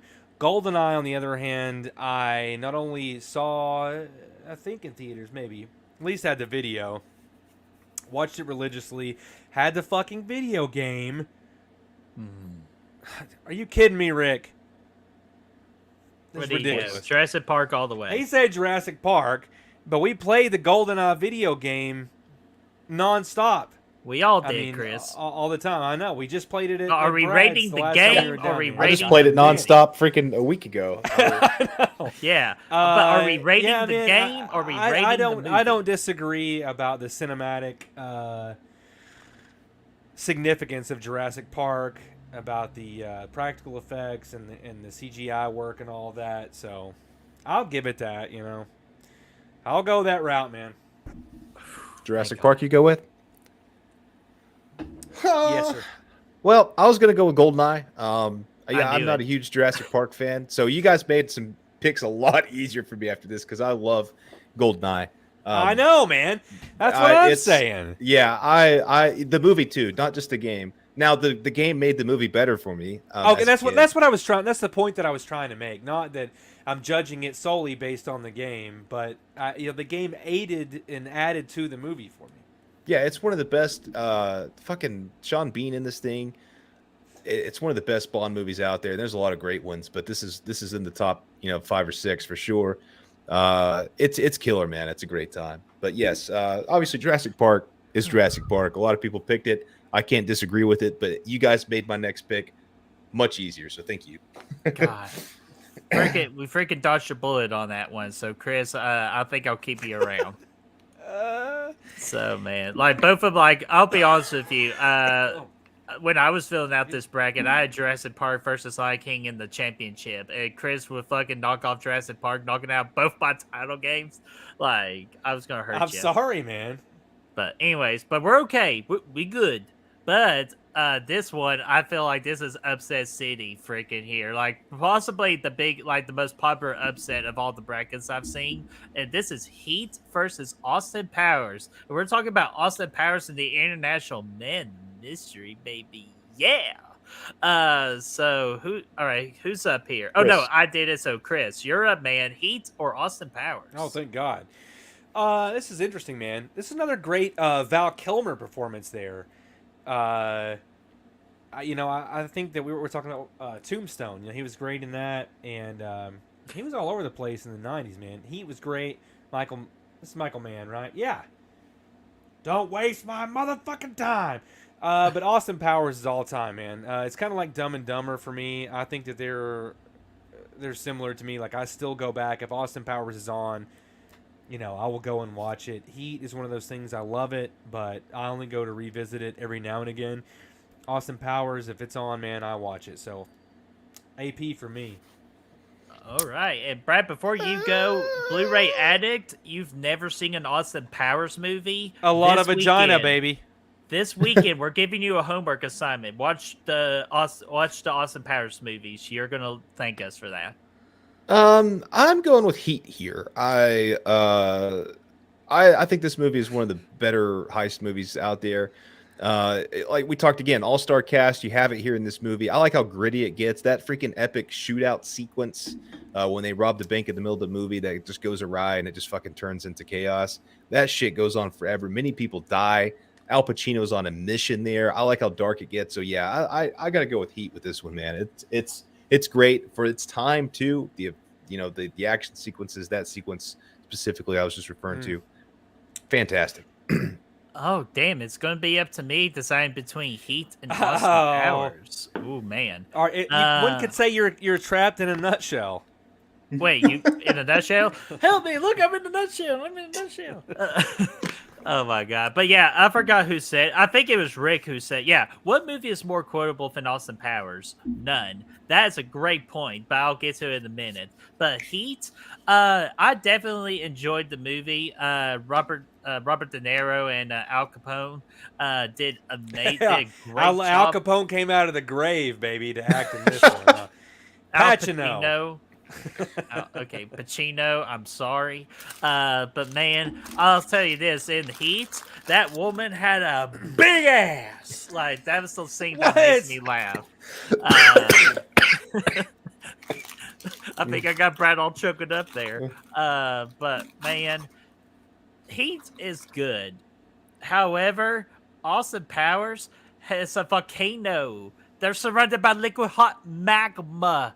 And this movie is liquid hot magma of how fire it is. So I'm going with the upset, Austin Powers. Yes. Dude, y'all made some Shocked. things very interesting in my bracket, but I love it. With I love Austin Powers frickin' too. Some good. laser beams attached to their heads. Their hits. What do we have? It was still one of my Seabass. favorite scenes of all time is Right. what's go? Who does number 2 work for? Hey, buddy, you show that turd who's boss. And that was fucking Tom Arnold too, which is I know. hilarious. Even though in Letterboxd he's actually in the credits, he's uncredited for that. And it's like, oh fuck that, he's credited. And we all know that's Tom Arnold. A nice little cameo. Okay, we got American Beauty versus Face Off. A couple of movies here. American Beauty killed it in the Oscars. I loved American Beauty. I actually just saw this for the first time several years back. What it has going against it, though, not only Kevin Spacey being a creep, Being a gay but also, pedophile, yeah. but also the fact that I saw Face Off as a child and many hundred times since. One of my favorite movies growing up, and still is to this day, one of my favorite action movies, because it's got two of my favorite people in it, John Travolta and Nicolas Cage. They're the stars. They're on the poster. They're everything great about the 90s all wrapped into one movie. And they do a lot of 90s things in this movie with golden guns. So give me Face Off all day long here. Dude, I'm not going to waste too much time with this. American Beauty lost its beauty with the whole Kevin Spacey debacle. So I'm going with freaking Face Off. Just not going to acknowledge American Beauty. Yeah, this is a difficult one for me, man. For years, I had American Beauty up there, like probably my number 2 of all time. I really did love that movie, but it definitely takes on a different, it's different now, knowing that Kevin Spacey is a predator and a fucking creep, and also, Haas. I could toss a Haas for hours. You know what I'm saying? Fucking yeah.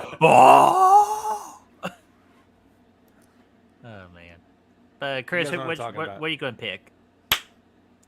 I'll give you. There's so many quotable lines in Face Off. Oh. What we got? Toy Story coming up against ID4. Independence Day. Saw both of these in theaters. I really like Independence Day. Welcome to Earth. And Randy Quaid in there. So many good quotable things from that. But Toy Story is all time for me, man. I think if we're gonna have a, That's the fucking cartoon movie you picked? that's it, baby. That's the one we're gonna You get in there. suck. If we're gonna have an animation movie in there, You why suck. not Toy Story, man? I think it's great. I think, Why not Lion King? Well, that was about the matchup. If Lion King Fuck had your been here, matchup. I would have picked. Fuck your couch. I think it would have won here as well. But Toy Story for me over ID4, man. I concur. I would also go with Toy Story here as well. This is this is one of the few animation films that I've just always loved. I grew up with. This is one of the ones I grew up with. Watched a lot. I love the whole franchise. I think it's fantastic. You got a stellar cast in there and a really good, compelling story. It's always been really, really good. And Toy Story, of course, has a friend in me. Jokes aside, it does have a friend in me. I'm going with Toy Story. Hell yeah, Birdie. Oh man! Oh, we got a little bit of a debacle here in the next round here, or in the next matchup. The Sixth Sense versus Scream. Ooh, damn! Surprise, it's my, Birdie. It's my go, right? Actually, it's mine. It's mine Okay, this time. Yeah, so Scream here for sure, man. I like Sixth Sense again. That's one of the first DVDs, funny enough, I ever owned. But Scream's honestly, it's just one of my favorite, horror movies. It's so good, and so it's going to win this one all day. It's iconic. We've been talking about it a lot lately. Yeah, I think it takes this one all day. The Sixth Sense has an amazing twist at the end, one of the greatest twists of all time. But Scream has a great twist as well, and it's more entertaining and more action-packed and more good laughs. And plus, if you're an ultimate horror fan, Scream is your movie. It's my movie. I'm going with Scream, baby, because it's a Scream, baby. Yeah, I love Scream as much as the next guy. The Sixth Sense holds a special place in my heart, so I was going to go with that. So, Damn, sorry, Chris. I knew that one. I thought you were going to break my heart in a couple of these. I knew. I know. Rick was guess going what? to You bring broke it up. You broke my heart in a couple of mine. So, this is actually whenever we were real young. This is one of the first movies that Rick and I saw in theaters together. So it still holds true, man. It's still good. I go back and watch it every couple of years, and I still love it. Yeah. hell yeah. Whenever they're at the car at the end and he's talking to his mom. Oh, Toni dude. Collette, by the way, who hasn't aged a fucking day No. since God. then. Still gives Got me the nom chills. for the Oscar in that movie too. I know. Okay, BrettMan, take us away with this next one here. Oh, well, we are not going to spend much time with this one because I think this one's easily going to be a landslide. It's going to be Terminator 2 Judgment Day versus the Santa Claus. I'm not going to waste time. It's T2. Even though I do like the Santa Claus, it will definitely be on my Christmas watch list for the rest of the time. Yeah, Santa Claus was great, man, but T2 all day long. It's in my top 10, maybe even my top 5. I mean, I fucking love that movie. is so significant to my childhood. I fucking love it. I like I'm the glad Santa you guys Claus went too, with that. but- I'm Yeah, glad for you me, it's guys a made big- that easy on me because I was kind of going back and forth on this one today, to be honest with you. Santa Yeah, I Claus know. is very special to me. It's one it really not only is it nostalgic, but it's Christmas nostalgic. It brings back the feeling of Christmas Eve for me. I've watched it every night on Christmas Eve since I was probably 5 years old, so it's very special. But from a filmmaking standpoint, it doesn't get any better than T2. You can appreciate every aspect of that movie. The writing, the performances, the special effects still hold up. So yeah, I'm glad you guys picked it for me, so I didn't have to think about it. If Except for only that if that the one Santa scene Claus. with Fernando at the end. Yeah, Fernando. but that was when Fernando was in his prime. That was before he True. got Became a transferred to Goodwill blow-up Hunting. doll. Yeah. But I will say I kind of wish the Santa Claus was the 16th seed because if it went up against the Chandler's List, I would have easily picked the Santa Claus. But No, but again, no disrespect to Schindler's List, of course. man. So Hey, all right. First round's done. I gotta fill up my water. So if you guys want to take a minute to talk about the Marines, Yeah, and we're going to and, make this The Rock second or round go a something, little bit quicker, too. I know we just spent almost 2 hours on the first round, but we had a lot to talk about. So these next, like the rest of these rounds, are going to go a little bit quicker, I promise you. So let me go ahead and adjust here. We're going to go to round 2 when Brad freaking gets back.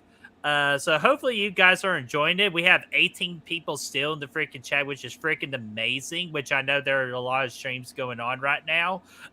So thank you so much for that. And Rick Bolden says, good night, fellas. Good night, Rick. Thanks you Thanks, for Rick. hanging Appreciate it, out man. with us. And yeah, we're going to, again, we don't care how long this takes. We're going to go until we get a freaking winner. We made that commitment. So we're going to freaking keep at it once Brad gets back. Chris, you freaking heartbreaker son of a bitch. How are you liking this tournament so far? Man, I there's so many great matchups on here. I think this is tougher than last year, honestly. Dude, easily. Oh, by the way, there are a few that were the easy on there, Sanderson but sisters are Sarah, Winfred, and Mary. Winfred, god damn it, that's the one I can never think of. It's Winfred. Yeah. I knew that it was going to be it's one of those weird names. I thought it started with an M. It was like Montrese. So, something crazy like that. But it's, Winifred, or whatever the hell you say it. However the hell you say it. Or we could call her Winnie. Sorry, I'm he's- just reading he's pretty much wily. Aaron's wife's text messages right now. She's still in shock that I She's don't know hot this butter. person. Oh man, but yeah, and Brooke, I saw your comment. It's so fun, guys. Thank you so much for that. This is pretty much like I was even saying this to a buddy of mine today that this stream right here is one of our big 4 streams we do every year. Our big 4 streams are the Real March Madness. You saw the other one in January of the Real Horror Awards. So we got 2 more big streams to do for this year, with one of them being the Fright Fight tournament. And then, oh my god, why did the ever big time stream just slip my head here? It's a big trivia stream in the summer that we do, I think. If I remember it, I'll let y'all know. But yeah, this is definitely one of the big streams we do. And yeah, go ahead and give us ideas of what you all want to see for next year's Real March Madness. Yeah. Oh, there's Brad. Speaking Anybody of else need to take a break? Are you guys good or? No, man. I got my freaking water. Like I was wouldn't care freaking to go- prepped. Oh, dude, I drank this whole freaking thing in the first. But round. I was trying to pick up the slack for you there, dickhead. Why? I know, man. Hey, do you have a face-off sticker on there too? I wish. You should have got one. We of those. need to get him. Like we need to create that one. Like I could create that one for you, Brad, of Nicolas Cage licking the peach, and download a sticker for you. That'd be great. Oh, well, if you guys Chris, are good, did I'm you say good. you needed to do something? I said it'd be great if I could go get a sipski of water there, but Well, I get was your trying to sips, get your one real quick. If and I'll ask Brad the same question I asked you. I'm also going to go over some stats here. What question? Actually, you got? yeah, I like stats better, so go with that. So Chris, get your Oh one. yeah, you got it, Bubby. So I just wanted the people to guess which year had the most Oscar winners from it because this was kind of interesting. I had a good guess. What's your guess, Bertie? I'm guessing it has to be 93. 1993. Actually, that was the least. What? Well, 93 so was stacked. or listen though, 93 Oscars was the 92 movies. So I'm sorry, Oh, 90. okay. Yeah, Sorry, 94. yeah. So 94. Okay. There we Yeah, go. 94 actually is tied for second place. 94 was. Oh, it really? Okay, Yes. Yes. It had so the most nominations came in 1995, which was movies from 1994. It had 11 wins, 35 nominations. 94 had 23 nominations with 11 wins, but the most, in fact, and this is mostly because of Titanic, was 1998 from the year 1997, which had 14 wins and 32 nominations. So that's pretty good. Now, the least was 1993. It only had 3 wins overall. I can't remember what even happened that year. I think Unforgiven was all over the Oscars that year, but I think Armageddon was a reason too for 98. Armageddon had nothing to do with the poor Armageddon. No, but 98 did have 2 nominations for Con Air, though. 2 nominations from Con Air. So That's that was pretty epic. surprising. Yeah, hell yeah. That was like sound mixing and shit, but still. Was and it also, for the? Did it win a Razzie by any way? Any chance? Oh, for hell no, freaking dude. Nicolas Cage's Alabama accent? No, hell no, dude. That's when he won Best Picture, Best Actor. I'm just kidding. But no, Austin Powers actually had a nomination in 2000, as well. So that was interesting. So that's 1999 movies, but that was fun. That was fun, kind of looking at all that. We had a good time with it. Yeah. So, what were you going to ask, Bertie? First off, Rosie has to go hasta la vista, baby. Or hasta la vista. Yeah, hasta la vista, baby. So, Rosie, thank you so much, my dear. And you can catch a replay. Because, again, we're going to go until the tournament is over. So, Brad, what do you think about this tournament so far? So far, so good, man. A lot of things have gone how I kind of expected. And the things that went against the grain for me, Jurassic Park, Austin Powers, kind of made the thing easier for me in the next round. Because I know I had a tough decision with Heat versus GoldenEye. That was a tough one. Don't even have to worry about that anymore from either aspect. And yeah, a couple of things like that. So I'm feeling good with it so far. Hell yeah. And I was also telling the chat too, we're pretty much we're at the part now where this tournament should go a little bit quicker. Yeah, because much we faster, did give out most of our thoughts about these movies we have left. So it should go a little bit quicker. But if there's like a freaking like one we really have to debate about, we will. Which I don't think we're at that point yet. And I also told the chat there, Brad, that what are some of the matchups they want to see for a future Real March Madness tournament? Oh, hell yeah, man. We got a lot of good ideas we're talking about for next year. And then also, you guys know Fright Fight's coming up in October. That's going to be a horror tournament. We don't know what the topic's going to be just yet. I have a good idea of what we're going to do. Yeah, we have a few ideas. But if you guys have anything, pop it in, man. Nothing's been decided. Yeah, let us know. And I also told them, too, that pretty much we have like 4 big streams we do on this channel every year. We've already done 2 of them, which we're doing one right now with the Real March Madness. We did the Real Horror Awards. That, with the amount of success that stream did for us in our channel, that becomes one of our big 4. The third one's the Fright Fight Tournament. And I totally forgot the 4th one, even though right now I'm saying the 4th one is like the big trivia stream we do in the summer, Boys versus Girls, because that was a success last year. Yeah. So I'm going to call it the big 3, but I know there's a 4th one. I'm just forgetting it right now. It sounds like our buddy Chris is back. I am here. I'm present. Excellent. You should. That's when you say, yeah. I'm thinking I'm back. Yeah. Oh, my God. But Chris brings up a good one of 2000's horror remakes. So many to choose from. That would be an interesting Fright Fight tournament. Yeah. Okay, so here we are. I think we're ready to continue. And I think it's my turn to go first, if I'm not mistaken, because I went last on the last one. Yeah. No, if I went last, yes. Yeah, that means I go first, right? No. If I went David, last, now that you got me means... going, yeah. It's Chris's turn to go first, so it's on you, my friend. Of course it is. We're starting at the top with Schindler's List versus Braveheart, and we're going to go a little bit quicker this time around, too. Okay, man. Yeah, not too much to say here. No disrespect to Schindler's List, but you fucking suck. No, it's a good movie, but Braveheart all day for me, man. I'm gonna say too much else. I just like it better. I agree, man. I tried to get Schindler's Gone last episode, or last round. I'm gonna do it here with Braveheart for sure. Yeah, it's you know what, freedom, man, freaking freedom. So give me Braveheart as well. Going Freedom! being our first movie into the Sweet 16. Hell yes. All right, so next matchup is Reservoir Dogs versus True Lies. Damn. I gotta go. This is actually easier than the Point Break thing for me. I gotta go. I love True Lies, man, but Reservoir Dogs takes this one for me as well. I just think this movie is just it's superior in a lot of ways. Writing being one of them. Not that True Lies is poorly written, but Reservoir Dogs, it's got that Tarantino flavor to it. That's just, it's unparalleled. So give me that.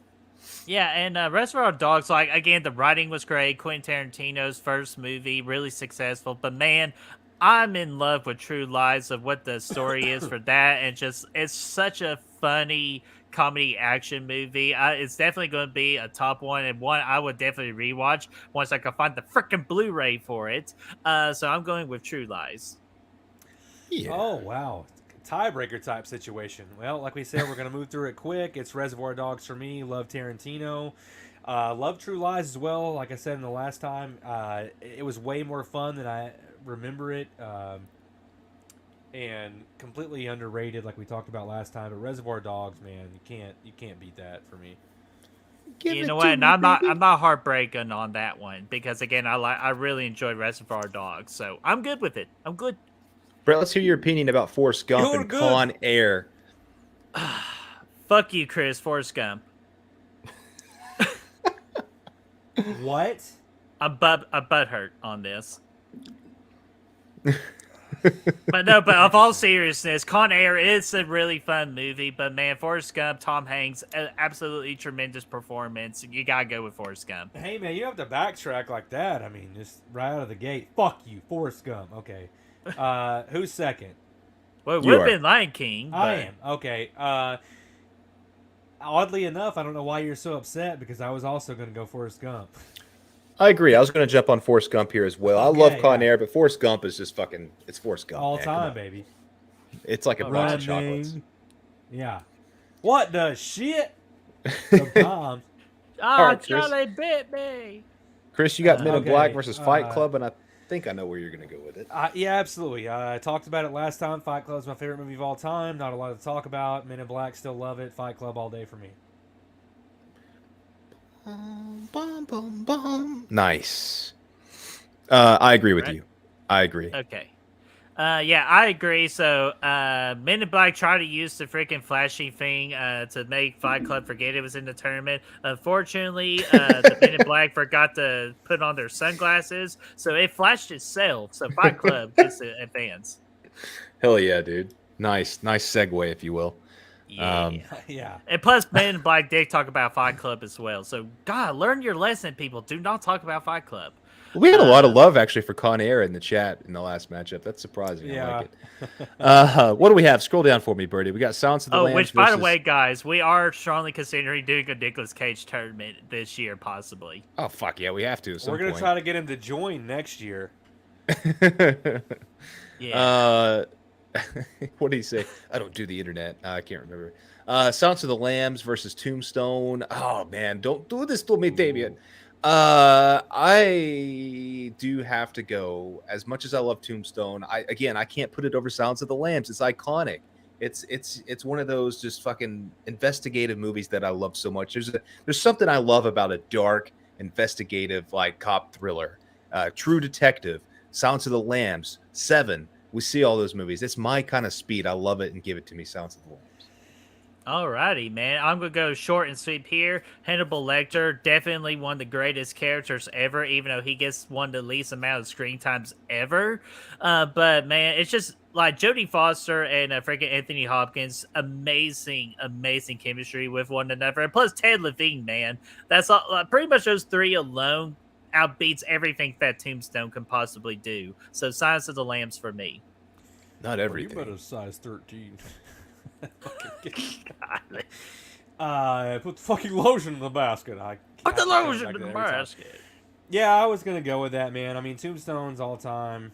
I still love Doc Holliday, one of my favorite characters. But you guys ever seen Loaded Weapon 1, the National Lampoon movie? No. It's like it's a spoof of that, but instead of him saying that he ate her, what's he say, her liver with some fava beans and a nice Chianti, he's like, I ate her spleen with some pintos and a nice chilled Fresca.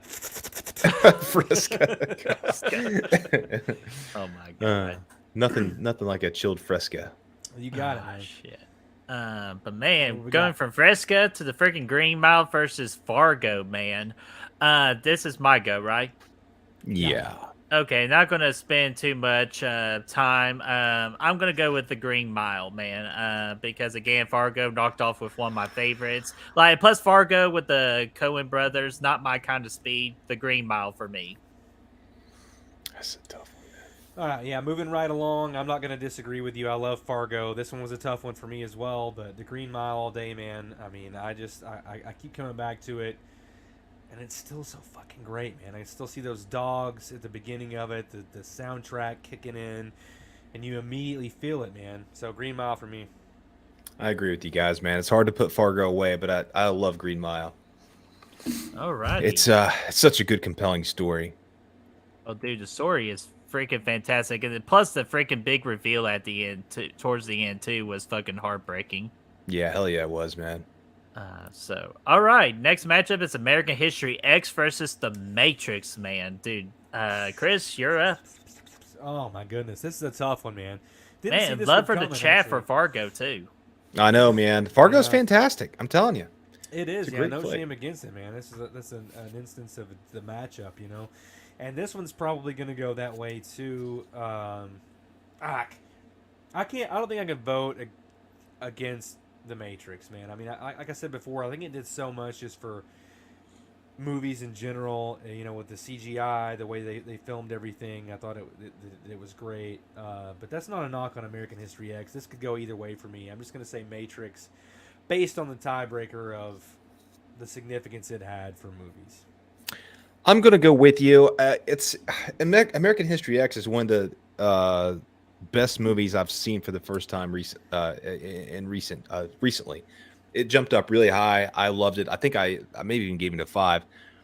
But Matrix is again, ask me again in several years, maybe American History X goes over the Matrix, but Matrix is something that I've seen so many times and just appreciated more and more every time I watched it. So creative. That's it's something we don't see that much of today. Is the creativity we saw in the Matrix, man. So yeah, give me that, man. I love it. Yeah, definitely so original for the time as well. Yeah, for sure, dude. Although I still think the performances in American History X are second to none. Oh, top notch. Yeah, Oh, 100%, man. Dude, absolutely. But if you were asking the kind of like the casual audience of like what movie would they recognize more of, Matrix or American History X, they're going to go with the Matrix. Plus, the Matrix has been made fun of so many times. With Keanu Reeves doing pretty much the back thing. Yeah, Even though the Ghostface scary tried movie. it. Yeah. Yeah. Ghostface tried it and broke his back. So, dude, this movie is referenced a lot in today's era. Still is today in some parts. So, easily the Matrix for me. I can't believe that freaking Matrix 4, man. That shit was bad. Oh, my dude. That was possibly one of my worst movies of last year. Yeah, they should just. Or let was that it one last die year or off, 2 man. years ago? It was the end of That was 2020. 2021. Or yeah, Oh my beginning God, of 2021. That long? No, it was the end of 2021. Yeah. No, it was it was yeah. It was 2021. Yeah. Why are we I'm pretty even sure it was focusing on that December piece of shit of a 2021. movie anyway? So Yeah, it was bad.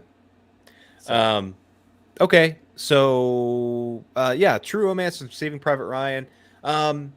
Yeah, I think that there's a lot of great things in both of these movies, man. But I think ultimately I'm going to go with True Romance here. Again, all the reasons we talked about earlier. Love the filmmaking you see in Saving Private Ryan. I love the opening sequence. I think it. I don't know, man. I love True Romance. I can't say enough about it. I love the vibes it gives. I love the ride it takes you on, the roller coaster, no pun intended, that of a journey it takes you on with the love story and everybody fucking dying, and it's great, man. It's awesome. Give me True Man. Romance. Dude, I'm kind. I'll be honest with you. I'm a little surprised with that choice there, Brad. But I'm gonna go ahead and just stick with my guns again.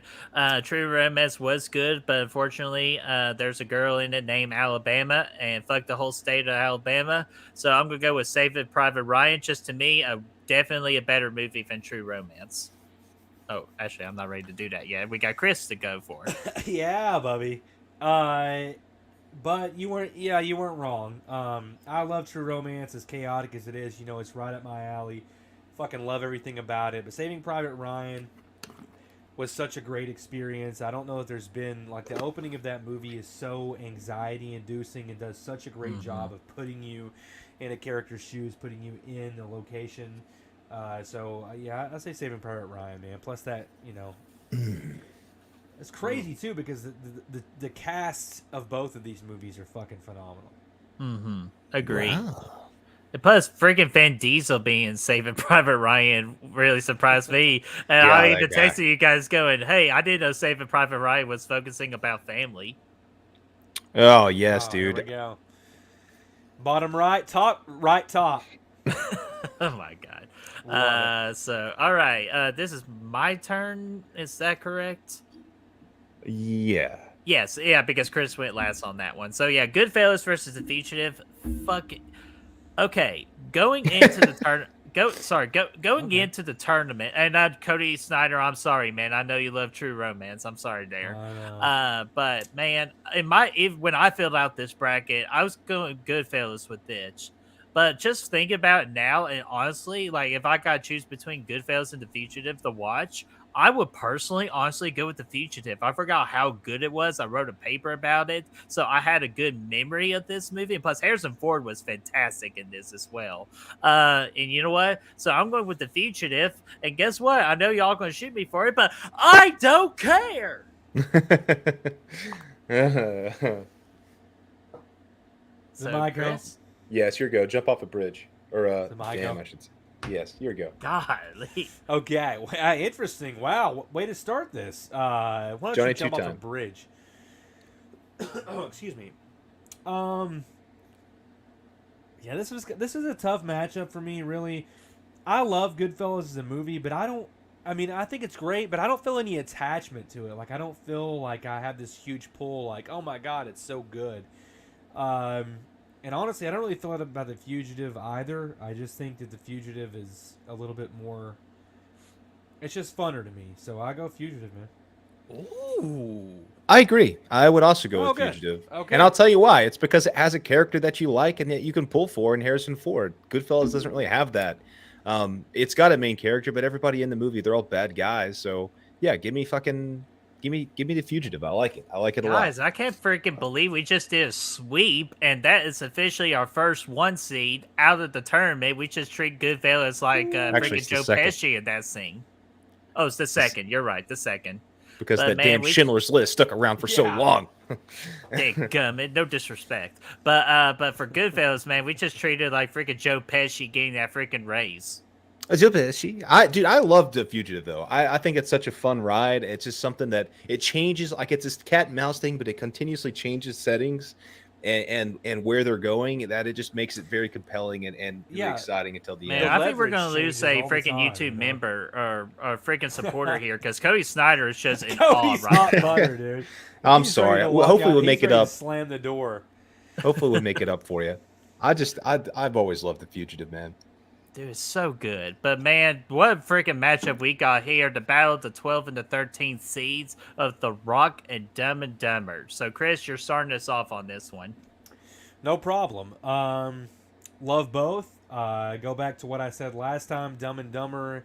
I quote it every fucking day. The Rock is a great ride, but Dumb and Dumber is just has more meaning to me, even if it isn't overall the better movie. Dumb and Dumber. I'm not changing it. I'm not changing my mind. All right. I agree, man. I love The Rock, but like I said before, Dumb and Dumber. What if they shot you in the face? Is one of my favorite movies. It's Dumb and Dumber here. What if they All shot right. me in the face? That was a chance we were willing to take. Oh man. But 10 in the morning, I just figured she was a raging alcoholic. Oh man. And Cody Snyder, thanks for being a trooper. Thanks for sticking with us, man. We appreciate that. I'll be the only one that gives love to The Rock on this one. I do pick The Rock over Dumb and Dumber, but I respect Dumb and Dumber. I understand what it does. It's just to me, it's just okay for me. The Rock to me is way more entertaining, way more fun. Nicolas Cage and Sean Connery chemistry at its finest. But you guys beat me 2-1, so Dumb and Dumber goes to the Sweet 16. Yeah, the daddy. So let me Don't do that again, dude. Whose way freaking over turn is it? It's my turn. Okay. Yeah. Big Lebowski and Good Will Hunting. This is where you guys shifted well, it doesn't really matter because this would have won either way. You guys voted Big Lebowski the last time. I voted for Home Alone, but I'm voting Big Lebowski over Good Will Hunting because I like both of the movies more than Good Will Hunting. I think Good Will Hunting's great. It's a very compelling story, very emotional, a lot of great performances in it, but it's just not. Big Lebowski is something that I enjoy more and more every time I watch it. It gets funnier and funnier. I enjoy it. Fucking John Goodman and Jeff Bridges and Steve Buscemi, the dynamic trio, give it to me, man. All right, so you're going with Big Lebowski, huh? Yeah. Well, freaking Good Will Hunting, my friend. There's just pretty much something I gotta say to you. It's not your fault. It's not your fault that you got stuck in this bad matchup. It is not your fault. Big Lebowski for me too. Over the line. Bunch of fucking amateurs. hey, man. Mike, what do you think about my pick right there of Big Lebowski versus Good Will Hunting? Pretty clever, huh? Big love it, Lebowski man. really pulled the room together. Yeah. But man, Nice, yeah, Big Lebowski. what did he say? Nice marmot. Shut up, Kenny. Yeah, dude. It's so fucking good. I ain't never seen no queen in her damn Dundies. So many good things about that movie, man. Can't say enough. Dude. Oh my god! But He Chris, who flips do you that pick? joint to the fucking corner and it comes back at his balls. Is hilarious. Titanic. Wait, Chris, who did you pick? Good Will Hunting or Big Lebowski? Huh? Oh, I picked the Big Lebowski. Yeah. Okay, just Of course, yeah. I did hear that, but just want to make sure. So a sweep for Big Lebowski right there. So yeah, Chris, No luck on you're the up. Credence though. They got us Get in working by the a back ships. door right after he gets his finger in the butt. yeah. Yeah. See here, Brad went first, so I'm next here of Titanic versus Seven. Dude, I'll be honest with you, I don't fucking know. I really, really do not fucking know. But if I have to go with my gut and go with my heart is going to go on with the Titanic. Oh, my heart I don't know will why. I go love fucking Seven, but for some reason I still think Titanic should not be a 10 seed. It's to me, it's honestly a perfect movie. Yeah. Chris, your go. Okay. This is tougher than, than I had imagined that it would be, man. 'Cause Same. I love Seven so much. I still Cody, you know, that is fucking terrible. Sorry, he says sink that boat. That is terrible. what's in the box. So iconic. Mills and Somerset. yeah, and Somerset finally. David Fincher getting the chance to right the ship after the debacle that was Alien 3. And I love Titanic. Man, fuck it. I can't vote against Seven, honestly. I love it so much, man. I just can't vote against it. I feel Brad, some big sort of pull responsibility. internally for me to vote for Seven, so I have to. Titanic has Final Four potential for me, but not in this area of the bracket. I can't vote against Seven either. It is, you guys know how I love these freaking dark, gritty crime thrillers. This is the perfect example of that. It does not get better than this. This is literally the best example of that I've ever seen. Batman came close, but it did not get as dark as this movie. Talking about the Batman, of course, not the one from 1989. Yeah, this is taking the cake there. Man, and I'm not upset about that. It's just unfortunate Titanic just poor matchup right there. Because I agree with Brad. Titanic should have been a Final Four if we're being serious about it. Yeah, it's in my top 20 favorite movies probably, but Seven's probably my top five. It's a big high golden reel for me. So Yeah. but you know, It is what it is, folks. But we're gonna go to our next matchup here. I think Brad, this is you for Pulp Fiction and Misery. Yeah. So for me, Pulp Fiction easy. Like I said, I love Misery, but Pulp Fiction's next level. Tarantino, give it to me. Man, Misery. Don't be in misery when freaking my boy Samuel Jackson puts a bullet in your head for eating that big Kahuna burger, because that's a nice juicy burger. So give me freaking Pulp Fiction all day, every day. Yeah. That is a tasty burger. Yeah, man. Pulp Fiction all day. There's no need to even. No need for anything else. English, motherfucker. Do you speak it? Call it a reality. Bertie LaGurdy, man. You got the next one, Jurassic Park and Austin Powers. Oh my god, don't make me choose. Damn it. Like, I'm not going to be upset at the results about this one either, even though I'll just say Jurassic Park is my fucking childhood. As much as I love Austin Powers, man, Jurassic Park got me through some bad times. And plus, this movie is just magical, man. It gets so much better for me every watch. And plus, that kitchen scene with the Velociraptors, classic. Jurassic Park for me. Hell yeah. Yeah, this is another tough one that popped up, man. I thought there was going to be something a little bit different in this second level. Fuck me. I did too. I don't like where I'm at mentally. This is going to do damage to me. Fuck. Fuck it. Jurassic Park. Damn, I was gonna go Austin Powers again. I know. I knew where Brad was. I knew where Brad was going with that. I thought about it, dude, and that's what when I saw the matchup, I thought, I was like, fuck, let's go with it. But then I was like, man, I don't know. Something about Jurassic Park is just. It's so much of a damn classic to give me. I felt like it's Steven Spielberg's best. All right. The 90s. Chris, give us Face Off versus Toy Story. You got it. No problem. Face Off. Yes, I agree. Face Off. Yeah, not a whole lot to talk about there. Just it is what it is. Yeah, I Face Off all day, every day. I respect Toy Story, but man, Face Off, yeah, dude. I should have just said. I should have just said Nicolas Cage. And Nick Cage has made it to the Sweet 16. Hell yeah. Woo! Man, Cage. how many? Wait a minute, motherfucker! Yeah. Woo! Cage, I'm glad somebody could do it. No, I want to man. rewatch that movie so bad right now. Just Yeah, watched I'm it due again a for couple it. days ago. Fucking holds up, dude. Still so Yeah. good. Honestly, I'm gonna better watch the second time around, in my opinion. Especially now that Pedro Pascal is such a daddy. Oh Yeah, yeah, hell yeah. such a big time name, and I've got more Nicolas Cage movies underneath my belt, so yeah, I feel like I'll enjoy it the next time around. And plus, I keep seeing this thing on fucking TikTok going, "Fuck!" Wait, Pedro goes, "I think they're just staring at us." Fuck, this is bad. Like, don't make it look too obvious. Oh my god. Anyways, we're going from Nicolas Cage to Scream versus T2. Yeah, I'm going to go T2 here, man. Like I said in the last round, perfect filmmaking all around. Fernando, we love you. Way to represent. Give me T2. Man, everybody knows Scream is one of my favorite horror movies of all time. I love it. Just its cultural impact for the horror genre in the 90s, man. But man, T2 had just the look of T2 is just so much better than what the movies we get today. And this movie was made in 91 and it looks better than all the freaking technological advances of 2023. Are you freaking kidding me? And that's only just talking about just a few things about T2. So I'm going with T2 as well.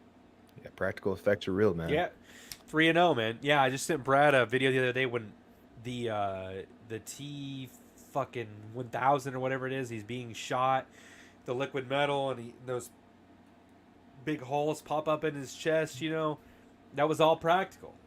So God, good. that's crazy. Yeah, which I thought was fucking crazy. Yeah, they don't do shit like that anymore. Everything about that movie holds up. Still in my top 5. Not looking forward to the next matchup, but God, tell me about Oh it. my I know. god, dude! What about the Sweet 16, man? And Brad, I think this is the part. If you think we need to do it, polls. Let's bust through one more round. Since we're at 2 hours and 15 minutes. Let's bust through one more, and then the Elite 8 on, we'll put all to the polls, and you guys can decide who wins this thing. Because we still have like 16 people hanging out with us. Like, you guys are so fucking badass, man. Y'all make this tournament so much fun to have. Yeah, we should be able to keep it under 3 hours if we can get through this one pretty quick, and I think we will. Tough matchups here. I think is it Sweet is it my 16 time. whose turn is it now? I can't remember who just went first. Actually, sorry. Let me think here. It doesn't matter. Just if I I think it's me. yeah, go ahead. All right. So we got for the Sweet 16, our first matchup is Braveheart versus Reservoir Dogs. Again, Braveheart, the whole act and like the third act and Mel Gibson was awesome and all that. It's just to me, it's just Braveheart is just it just felt so long and it dragged for me. Reservoir Dogs, I could have fun with the characters, man. And freaking Tim Roth alone. Reservoir Dogs for me. Oh, Not gonna change it. Echo everything you said. Reservoir Dogs over Braveheart. Hate to do it, but got to. I agree. Make it a trio, man. Woo, 3-0. Ooh. Go into the Who Elite was- Eight. who Reservoir would have thought Dogs. that Reservoir Dogs would make it this long? That's how I thought it would. I Yeah, thought it might. I had it in my bracket. I think this far. I had I Lion actually King think at this I point. actually think but that bracket played no. out the exact way that I had it. Oh in wait, mine. man, wrong matchup. But so all right, next matchup we got Chris. You'll start us off here. Fight Oh, Club good. and Forrest Gump. Does your favorite movie still move on? Of course it does. Yeah, I love Forrest Gump. Watch it all the time. But Fight Club is my all-time favorite. So I already said I wasn't going to pick against it. Not going to change. Fight Club. I'll second it, man. Give me Fight Club and Fincher going to the Elite Eight. Ooh, I'll give that freaking vote to Forrest Gump, even though I have no objection with Fight Club moving to the next round. But I just like for me, Forrest Gump I think is a better movie. Yeah, it's. I I mean, will they're both. They're remember both what you freaking just said for all eternity. Well, Chris, it made want it you to to the know next that. round. Shut the hell up. killer. Yeah, but the all right. fact that you just said that you could have kept that to yourself. Well, you Yeah, know what? maybe You could have add kept Lion King to yourself. It wasn't going to make it that far, anyways. It should have, but anyways, like just What do the we got? past is the past. Oh Like, my it doesn't gosh, matter. Silence It's of the in Lambs. the Oh, past. man. Yeah. Oh no! Silence of the Lambs and and Green Mile. Fuck. Oh, I did not want to go first for this one. I wanted to go Fuck me last. running. Actually, I did not. I wanted to go last for this one. I love both of these movies. God, man, I don't know what to do, dude. This is the first time I've honestly been. I've been going back and forth on it, and it's really not fair to the Green Mile because I was watching Silence of the Lambs today. So I think I'm gonna have to go with Silence of the Lambs because of that. God dang, and I hate to do it just because of recency bias, but that's the only thing giving an edge at this point. Man, Tom Hanks, Michael Duncan, excellent. Anthony Hopkins, Jodie Foster, excellent. But you could add one more name with Silence of the Lambs, and that's Ted Levine. So I'm going Silence of the Lambs over the Green Mile. Damn, this is an upset for me. I really thought we were going to be on the same page on this one. I was going to go Green Mile all day, man. Ooh. Yeah, dude, it's a fucking... I mean, it's just... I don't know. I think not... The reason being for me is You had to find a tiebreaker somewhere, right? I guess, because they were so neck and neck for you. that I think I can rewatch Silence of the Lambs more often. Same. Oh, are you kidding me? That's wild to me, dude. I know. Exact opposite for me. I love, and you know how much I love Silence of the Lambs. Like it's a great movie, but Green Mile I could watch every day, man. And Yeah, not be it's. tired of it. I don't like getting rid of Green Mile, man. I don't like it. I don't like it at all. I know, but dude, we're at this point now in the bracket where we have to get rid of those movies, man. It's All right, what tough, we got? man. Who's up next? All right, we got Matrix and Saving Private Ryan, and I start this off, man. And dude, this is such a tough one, but I'm gonna go this upon like rewatchability and just what it like more impact into the cinema industry. And to me, that's honestly the Matrix. So I go with Matrix over Saving Private Ryan. I like it. This is an interesting matchup for me. I don't know that I really have that much embedded in either of these in terms of like what they mean to me. But I feel like Saving Private Ryan overall is the better movie, so I go Saving Private Ryan. Give me The Matrix. Ah, I knew it. My man coming in Fair. the clutch right there. Fair. Again, I'm Tough not upset. matchup. Like if Brad would pick Saving Private Ryan, I wouldn't have been upset about that. Yeah, it's a win-win, but I just like, again, for how innovative this movie was, it's outstanding. Mm-hmm. Yeah, Absolutely. Freaking. I have no qualms with that one whatsoever. It was just kind of a weird matchup because I didn't really know where to go. All right, right top. What do we got? All right, The Fugitive and Dumb and Dumber. Chris, you get to start off on this one, and damn good luck, fellas. All right, cool. Dumb and Dumber. Yes, I agree. Dumb and Dumber. What? Give me that. Okay. I Yeah. love The Fugitive, but Dumb Are and you all Dumber, like I fucking said, serious? it's my Yeah, favorite. it's all- It's outstanding. It's my All fa- day long, man. You can't. No, not over The Fugitive. Yeah, over a lot of see, man. things. It might even surprise you next round Wow. too. We'll see. Oh my god, dude. I guess Dumb and Dumber's going to be the fucking Raising Arizona. Yeah. We'll see. It's my That is- favorite comedy. Yeah, Dumb and yeah. Dumber, my favorite horror. I was movie like, too, it could man. be considered a horror movie with that bathroom scene. And the headlights. Flush, you bastard. What about that damn freaking doggy bag scene where he's freaking punching hearts out? Indiana Jones. Oh yeah. Anyway, 7 versus Big Lebowski, man. Oh my gosh. This is where the Big Lebowski train ends for me. I'm going 7 still for all the reasons I just said in the last bit. It's perfect. It's a perfect example of what I love. Oh man, I love I've been giving props to the Coen brothers, Big Lebowski, but I'm with Brad. It has to come to an end now, before I get too attached to it. So I'm going with 7. Man, that is wild. That makes it easy for me. The next round easier for me though, because it would have been tough if it was the Big Lebowski in there, which I actually had going all the way to the end. So it was Big Lebowski all. Damn it, fucking let's day for change me, it. man. Let's change it. I know where this is going.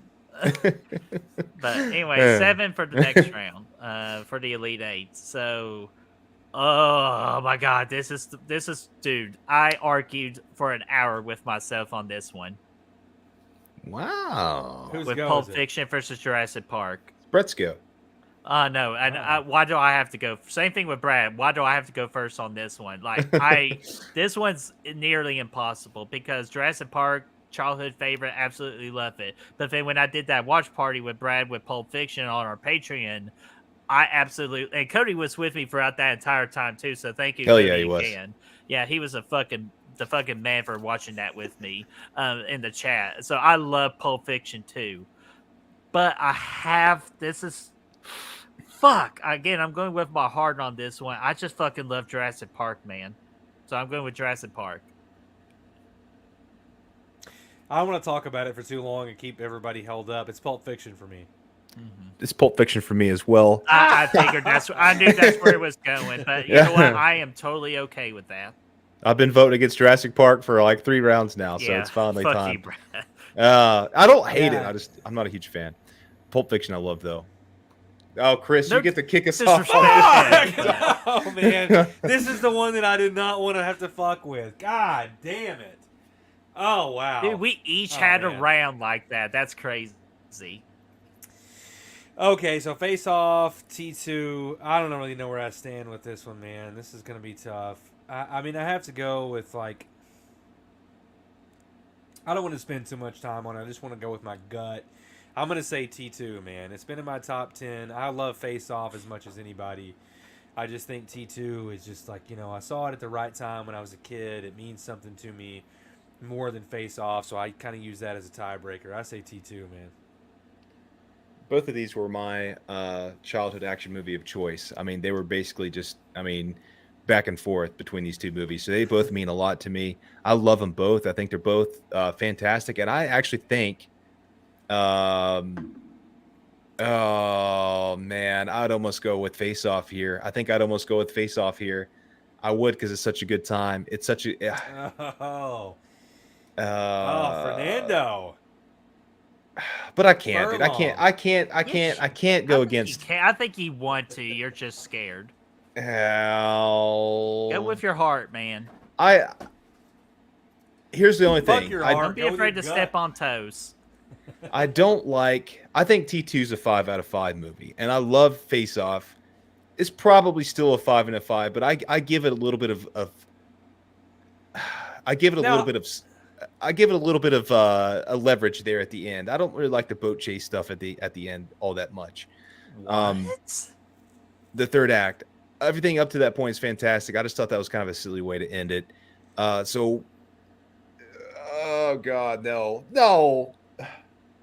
Brad, Face just go off. with Give me your face heart. off. Face off. Fuck you! Are you kidding me? Yeah, oh face my off. God. Wow. Oh Well, my goodness! You wait till I okay. get down there next time. Brad, don't worry about it, dude. Like, I'm very proud of you. I appreciate your bravery. But I have made you play all that game for absolutely no reason. I'm just kidding with you. I'm going with the upset. I'm going face off. Oh, Because wow. here's why. Here's why. T2, it is a great action movie, possibly one of the greatest action movies of all time. But Face Off, I did not expect it to love it. I thought the story was great, the concept was great, the third act was great, and it even had a heartstring pull moment at the very end too. I'm changing it. I'm going T2. I'm going no, T2. fuck you. You already said it. I changed it. I officially Okay, changed it. You know what? No, if you're going to do that, we only have one choice. Put it in the poll. No, I'm going to go T2. I can still change it. You can't Nothing's change. official. No, you of course can't I can fucking change change it. it. Yeah, just change it. It's T2. There's no reason to change. Come You on, are a it's T2. son of a bitch. Look, It's T2. you cracked Wait. into pressure. I'm It's so not like- disappointed in you. There's no pressure. You agreed with me. we I we did not won. agree with you. We I put won. Face It did- Off. Yes, I know. You agreed with me. I had face off and you agreed. There's no pressure. I went back to T2. I second guessed it. Give me T2. Because No, your you original saw what answer the was chat- you T2, saw what the and chat then was he doing. changed it. He saw the chat. He I'm was going taking back and it. forth on it. But But he was I literally went taking T2. a shit on the third act of Face Off, I and then was. decided to stick with it. Uh-oh. Rick's going to be coming for you after that one, because I think that he felt like you had his back. Now he's going to be hot butter after that. Oh, man. I- Chris because- Snyder's happy. As it's funny because as Brett was describing Face Off and saying, "Oh, I had the tearjerker thing at the end," he was really describing T2, but all the things T2 did better. But It's actually so give emotional at the end whenever Yes, he I has know. to lower himself into the fucking lava. You tell me that's not a... Yes, that's not exactly a what I thought of, emotional and then I throw line there. thought about that whole arc with with the Terminator kind of becoming human at the end and learning how to cry, and I was like, yeah, thanks Brett for really talking Now about I- Face Off, but talking. Now me I into- know why you cry. Yeah. Oh, It was man, sad, but- man. And then they have that loud, the score gets so loud there at the end. Do. And he's lowering himself into the lava. It's so Yeah, sad. so dude. good. It's so I will good. say that T2's opening title card is the best I've ever seen in cinema.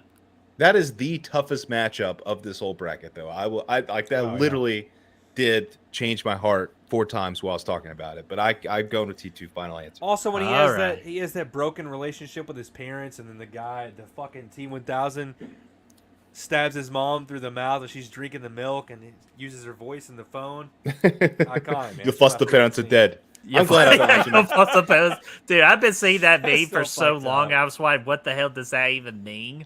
And now I know what it means, and now I think it's hilarious. Did you call moi a dipshit? Stand on one leg. I need your Yeah. motorcycle, your clothes, your boots. And your motorcycle.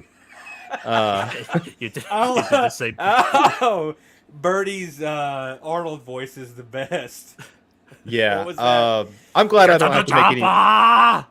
I'm glad I don't have to make any more decisions. That's all I got to say. Shut Man. Let me get up! these polls up here for the Elite Eight. We got Oh 4. my god, they are going to shit on my fucking chest. Well, good. On We this got next 5 one. polls. How the Hey, fuck you I do like this? that. What are you talking about? It was a good Right, I thing. taught you how to do the polls. Start a poll. All right, here we go. We got There we go, my man. Brave. And Ashton, what's going on there, buddy? Thanks for hanging out with do you change- us, man. Let's go poll 1. Okay. All right. Hold on. Give me Yes. just a second. the question. Or dogs or Fight Fight. Club. club. And you want to do a time limit? Does anybody want to do like a time limit for me for this? Chris, do you have a timer on you?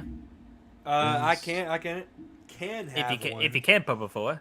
You want to do a minute? Yeah, no problem. I was gonna say maybe 60 seconds, 1 minute. Let's go I'd say 60 two- seconds. Okay, 60 I mean, seconds look- for Dez, Final Four and championship, like 2 or 3.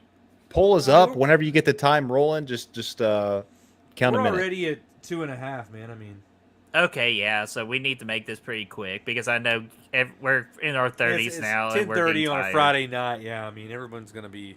partying.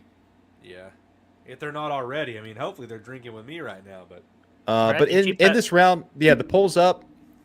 I would go with if it were me though, I would go with Reservoir Dogs here. Honestly, just saying. it's obviously it's Fight Club for me all day. So Yeah, at this point, the dog is out of this fight. I'm going with Fight Club. Oh, nice, man. Hell yeah. Yeah, but it's not let's- about what we think; it's about what they think. Yeah, dude, it's a tight poll for sure, man. I can only see half of it, and I don't know how to end the poll, Birdie, or any of that. So, There's a button called "In Poll." oh, okay, I see it. All right. I know, but this is all new to you because I always do it. So I wish I you're could see good. the whole poll. I don't know what's going on with that. Yeah, maybe like, I if I don't even click- see okay. the poll in the chat. So like, see I it. don't know. Yeah, you never see it on your end. I've always had that problem. Oh, okay. Yeah, it's because we run it. That's why. But Chris, where are we at with the timer? what are you talking about? good How God. much time do we have left? 1 Is it minute, time? 14 seconds. Yeah. Okay. Chris, Here we are, you man. cannot threaten the chat. I saw you, you dirty bastard. What are you talking 11 about? This is a different Chris G. Okay. 11 yeah. 11 it was like votes. Bubba Hog. 11 votes. Chris, did you vote? You didn't vote, did you? No, I didn't vote. I made a comment. Okay. Okay. Oh shit! It just got tied up. We're gonna have to wait another minute. Or next not- vote God damn wins. it! or whoever the Please, next I will vote is. suck somebody's dick. Get me this win, please. No, I mean if I had to lose to anybody, I mean Well, No, we're the Snyder, tiebreaker. I am coming to your hometown. Oh yeah, we are the tiebreaker. What did we pick? You guys picked Fight Club, so let's go with that. And plus, that had the after a minute anyway. So honestly, that's fair. Okay, yeah, we're the tiebreaker if the poll is tied. So there we go. Okay. Duh. Yeah. So Ah. Fight Club Yes. gets to I'm gonna be go ahead and get in the next final one up. four. What I was Start trying to a say, poll. Snyder, is that I was coming to your hometown to give you a big hug. We heard what you said. Yeah, it's all good. Chris gets more of a Patreon exclusive perk right there. So Let's go. Silence of the Lambs versus the Matrix. That's gonna be a this tough one. I'm glad. this one I'm interested in. Poll is up. Oh, hold on, it's not up yet. Is it up? The poll is up, That's Chris. what she Start the said. timer. And yes, for this one, I would probably go Silence of the Lambs, maybe if I had to pick here these two. I think. I would say this is I the might go time Matrix, where actually. Matrix does not dodge. This is the part now where the Matrix does not dodge the bullet. So Silence of the Lambs for me. Okay. Very nice, Chris. What would you pick here, man? You know, if this had been or the Green Mile or the Matrix, I would have gone Green Mile. Can I go back and change my Green Mile vote, Brett, from the last Nope. round? I'm just kidding. I think that, I mean, honestly, it's a better movie than the Silence of the Lambs. I mean, I love Silence of the Lambs, but it's a better movie. But here, fuck. Yeah, I go Silence of the Lambs. Yeah, whatever. All right, but then once that minute is up, we'll check the poll. And Holly, I know I'm so sorry. Forrest Gump is such a great movie. It's just again matchups. That's just the name of the game, Yeah. unfortunately. That's what it all comes down to, man. I think all this is played out really In nicely poll. too. In poll, Silence of In the Lambs poll. wins 58%, 12 votes, man. Silence of the Lambs Nice. is moving on to the final four. Okay. First number one seed going to the final four. Actually, this is the Elite Eight. I apologize. I misspoke the last poll. It's okay. I forgive you. So let's see here. Next one for you, Brad. Dumb and Dumber. Oh and my Seven. gosh. I'm so glad I'm not picking this one.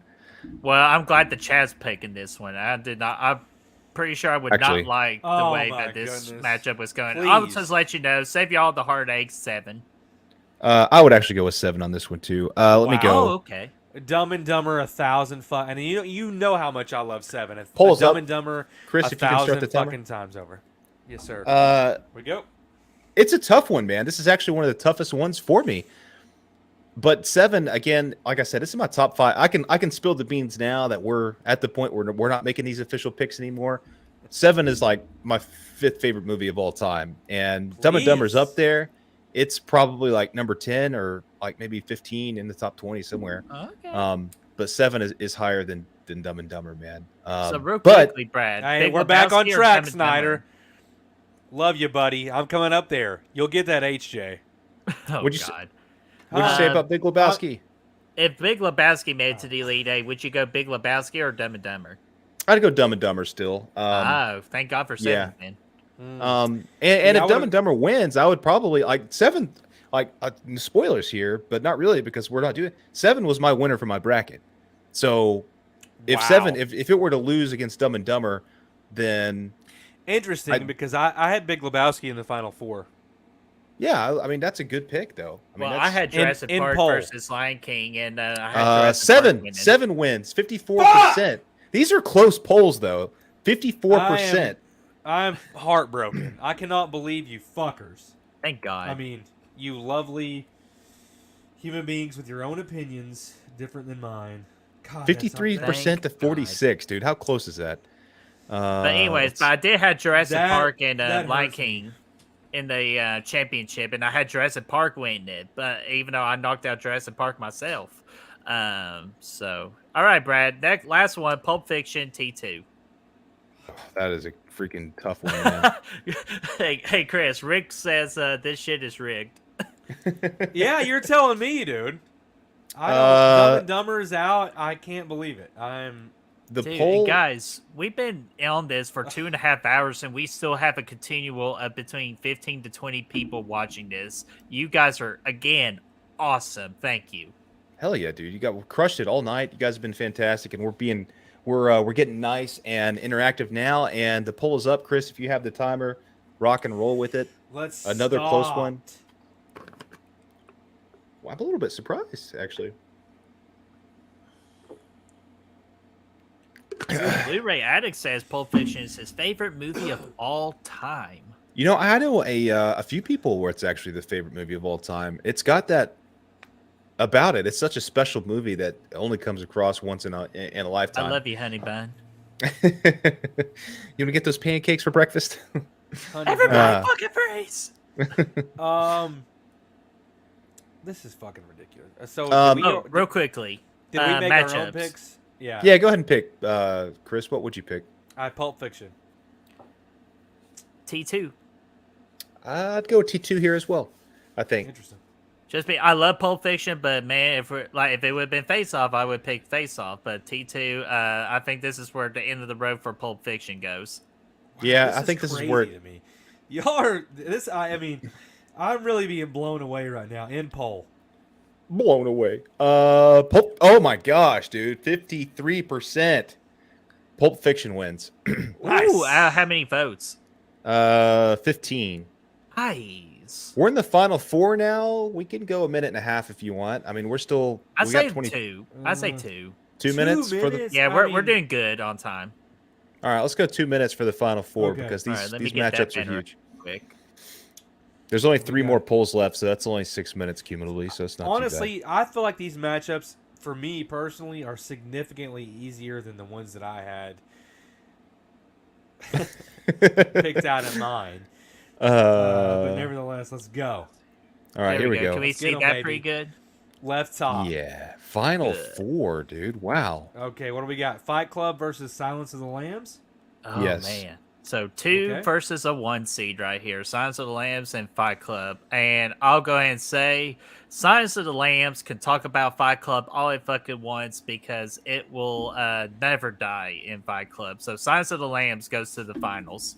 Polls up, Chris. Fight Club for me. Okay, it's the things away. Fight Club for me, obviously. Dude, this is because this whole bottom left side of the back bracket, I never even really expected Silence of the Lambs to get this far because I actually, the first time I filled this out, I put Green Mile over Silence of the Lambs. Honestly, But I watched it. If Green I watched Mile was it there too. for me, like it would be a much more difficult choice. But I fucking love Fight Club, man. It's the best. movie. Chris, let me ask you this. Yes, If sir. it's the championship, Fight Club versus Green Mile, what would you pick? I mean, still Fight Club, but that would be a much tougher one on me, on my heart, than Fight Club versus Silence of the Lambs. Interesting, dude. Dude. Okay, I don't know. This.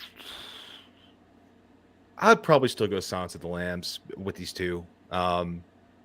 If it was Green, if it was Green Mile, You fucker! You're the one who ended Green Mile's run. No, Jesus. that's one of those T2 face-off matchups where I was going off. So yeah, I'm gonna go Silence of the Lambs though. Still. All right, Chris. How much time we got on the poll there, Chris? We're at 1 minute and 20 seconds right now.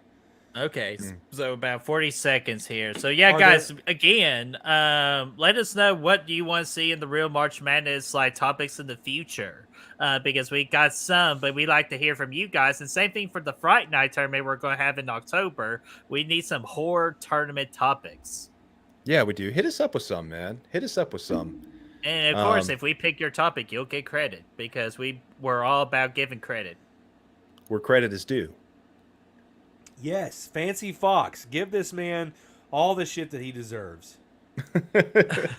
I know. Hey, I it's a should have good picked fucking it. movie, man, but I should have Pin picked poll. it, but I literally, Chris, Fight Club, 56%. Oh my good! Everybody out there, you threatened gonna the get- chat. It's rigged. no. Wow, I I didn't didn't see threaten that. the chat. I offered sexual gratification to each and every one of them, You and they can't accepted. influence the chat with threats and sex. That's totally illegal. Hey man, it's called the Harvey Weinstein effect. All right. Jesus. I saw it watching these movies. I saw his damn name pop up more times. Oh god, What ruined Who? so many freaking opening credits. Oh, Weinstein. Yeah, man, I know. Isn't it the fucking worst whenever you're? It's like you don't want to be tainted right out of the gate, but then you see the thing pop up and it says, it says the Weinstein Company, and you're like, fuck. All right. We got another super chat. from Yeah, Cody. and Chris needs to read this. Chris needs to read this one. I What will is let him that? read it, but let me hit up. I'd buy that for $1.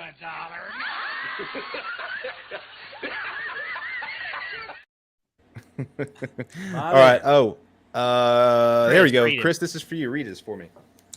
Where the hell is this Chris guy in the other streams? Loving this dude, love the passion. Thank you, my brother. Yeah, I'm telling you, Chris, I get that a lot. People miss the hell out of you, man. Well, thank you. I appreciate that. I love you all. I miss you all.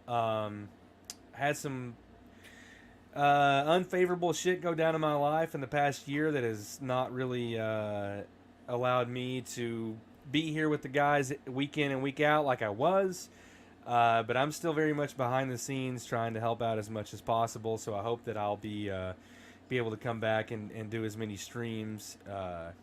And But live maybe if he shows, loves, you know. if he loved the Lion the King a fall. little bit more, bad things wouldn't happen to him. Damn it. Fucking Lion King. I'm gonna watch Lion King after this, so fuck you. But do we have Yeah, that? man. Do we have the next poll up? No, I forgot. All I right, got let's do distracted that. with it. No, I we know, got I did 7. too, but no, Oh, Cody God, Snyder, 7? you've been an MVP tonight, so thank you. 7 and Pulp Fiction. Wow. Poll is up, Chris. All right. Hit it, Start. Chewy. Dude, Like I said, guys, I imagine- would pick 7 here. I'd pick Dude, 7. yeah, before I Oh, say Paul- mine, imagine if this was 7 versus Silence of the Lambs. This be slash it out all over again. Pulp Fiction for me all day long, man. This is fucking wild. Mm. Well, look at the hate I'm getting over here now. God, Now now really I stirred something up over here, Cody. Look at this, man. It's like, hey, I love Chris. And then there's Rick, my best friend's like, hey, this guy sucks, man. wait a minute, I thought I was your best friend. Well, you're. You're one of Well, my you, best you friends, moved brother. down a few pegs after Lion King, but anyways, I picked 7 as Hey, well. man. Again, love Pulp Fiction, but man, 7. Like Brad's been saying the whole night, the grit that 7 does, and you really honestly feel it. Like you're right freaking there. 7 for me. Despite the fact, you know, that you just chose Silence of the Lambs for a Fight Club, my buddies over here had to bail me out. That's right. Chad what had you to bail going me with? out. Well, they There did, it man. goes, At man. 56%. It was crazy. I knew it was going to happen at some point. Losing my voice. I knew it was going to happen. Look at this, though. You got 2 Fincher movies in the final 4. One's already made it to the championship. It could be Love 2 the guy, Fincher movies man. in the championship. We'll see. That's pretty epic, man. I like that. Thank you, Fancy Fox. They love The Lion King. Everybody loves it, dude. It's just like, Yeah. It's the greatest, and it's the greatest animated spectacular of all time. God, would you Yeah. quit? I feel like my house is being possessed right now. Hey, man, Aladdin is up there as well.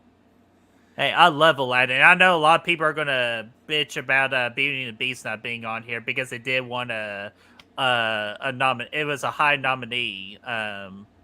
If we would have included it, but man, there can only be one. Gale Hailstorm here. All right, in poll. oh, 55%. Seven's going down. Pulp Fiction is the winner. Oh! Going to the championship, man. Pulp Fiction versus Fight Club. Fuck. What a freaking Wow. championship Oh my this God. is, man. Can we make this one a 3-minute poll? We can, sure. This is can, very yeah. important. We're at the very end. This is the Jesus end. Christ, bless God, you. Marty, what the fuck? Stop. What are you doing? You're on my Bert, foot, fat shit. Oh, sorry. It's just- Bert, what's going on over there? Gale I Hailstorm don't here. know. I feel like I must have pissed off some ghosts in my house that I apparently picked the wrong movie or something. This All is right. gonna get crazy, Fight Club versus Pulp Fiction, or poll. Let me know when polls are up. Fight Club versus All right, guys. Pulp. This is where we need you all. And I we're could've talking guessed- about the stream, not our personal polls. Okay, fellas. I could have guessed this would have Polls been the up. championship, I think. All right, you ready, Chris? The poll is up. For the championship, 3 minutes in All hell. right. Wait a So- minute. And this is the Just highest- say 3 This is the minutes. highest populace that we've had here, population that we've had here tonight for the championship, I think. Yeah, for the real March Madness, absolutely breaks all record numbers. Yeah, so this is great. How many So minutes did you say we had them for? 3. 3 minutes. Yeah. 3 minutes of pain. Hey, freak show. Bonesaw You ain't going nowhere. But guys, Fight Club and Pulp Fiction, what are you going for here? I'll be honest with you. I wouldn't be upset who wins this championship match. It's pretty much neck and neck. But man, I'm going with Pulp Fiction on this one because of how much it made an impact on me. God damn it. I think it's excellent. And it's not hate against Chris because I love Fight Club too. It's a freaking great movie, but Pulp Fiction just does it for me. Am I the only one who gives a shit about the rules anymore? Well, Chris, you crossed the line for Lion King. Okay, I'll stop with that. I really thought that the Big Lebowski might have a shot at being in here. But, I mean, obviously it's Fight Club for me all day, man. It won my bracket by a mile, but, you know.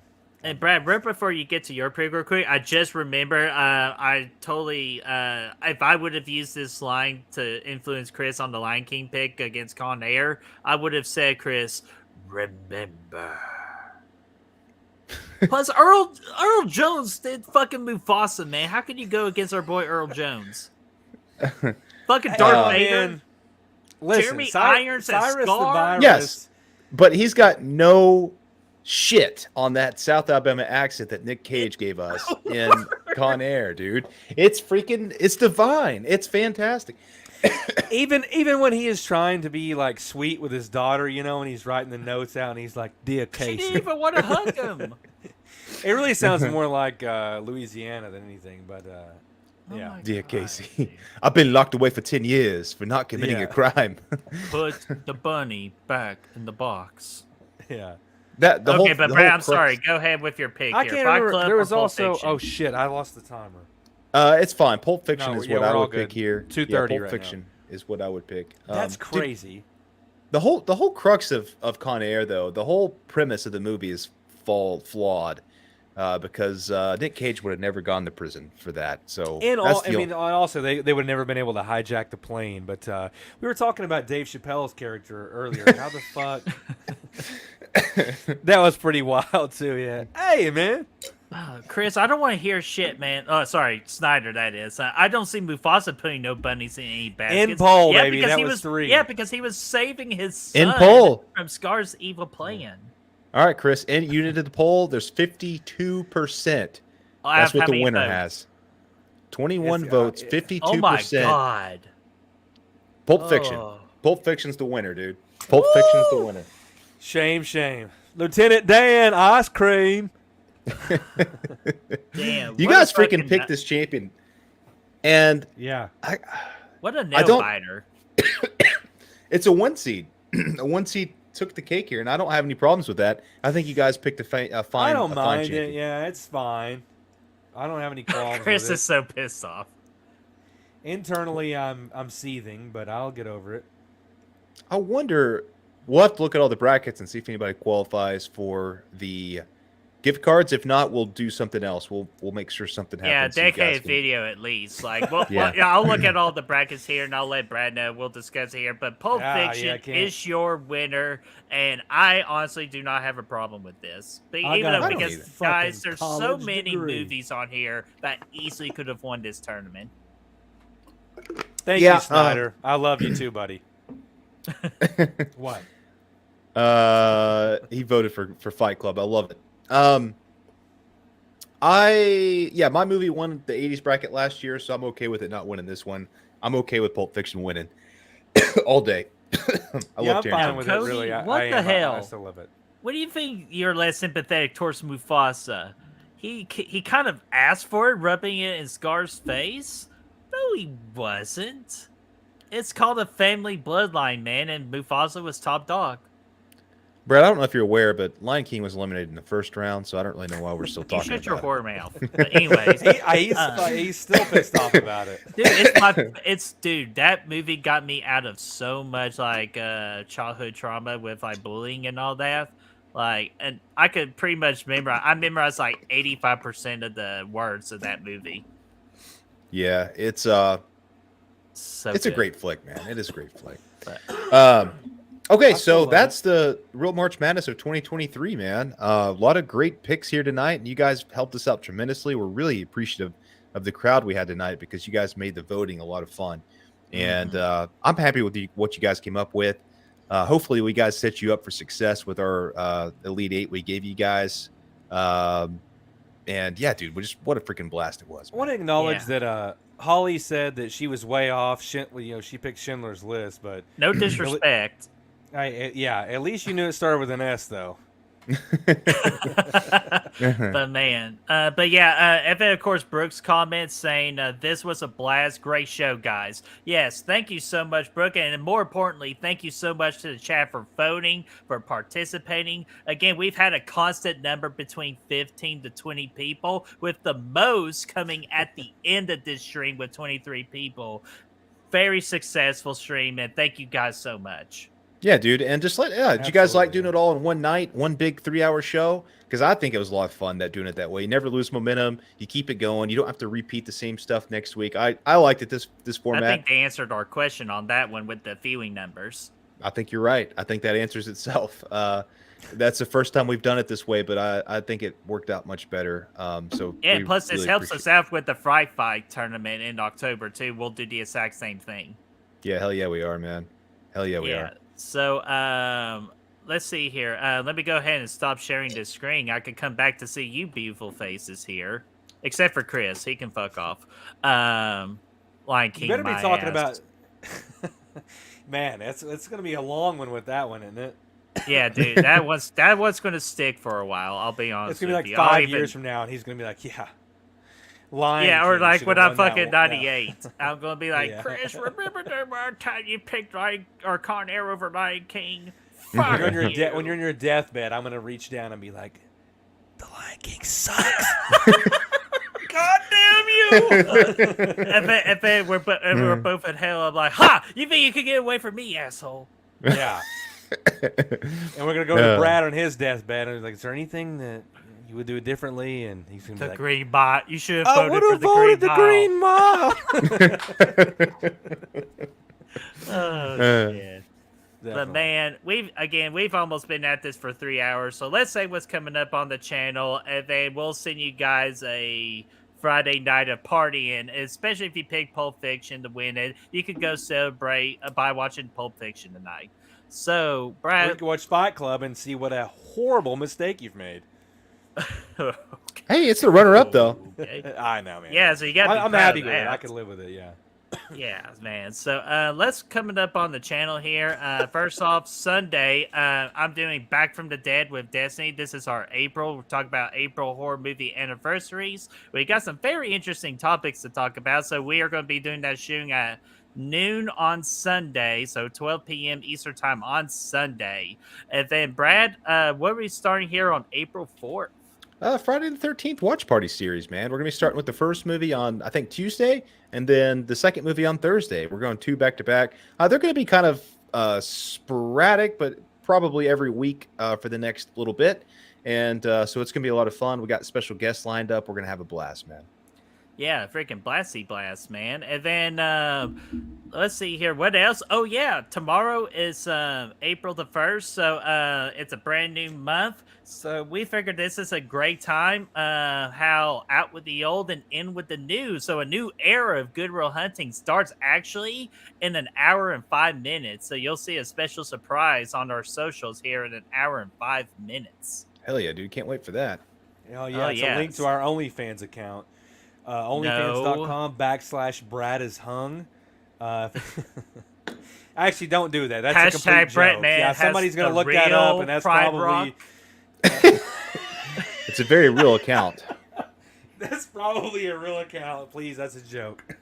The real Pride Rock. I love it.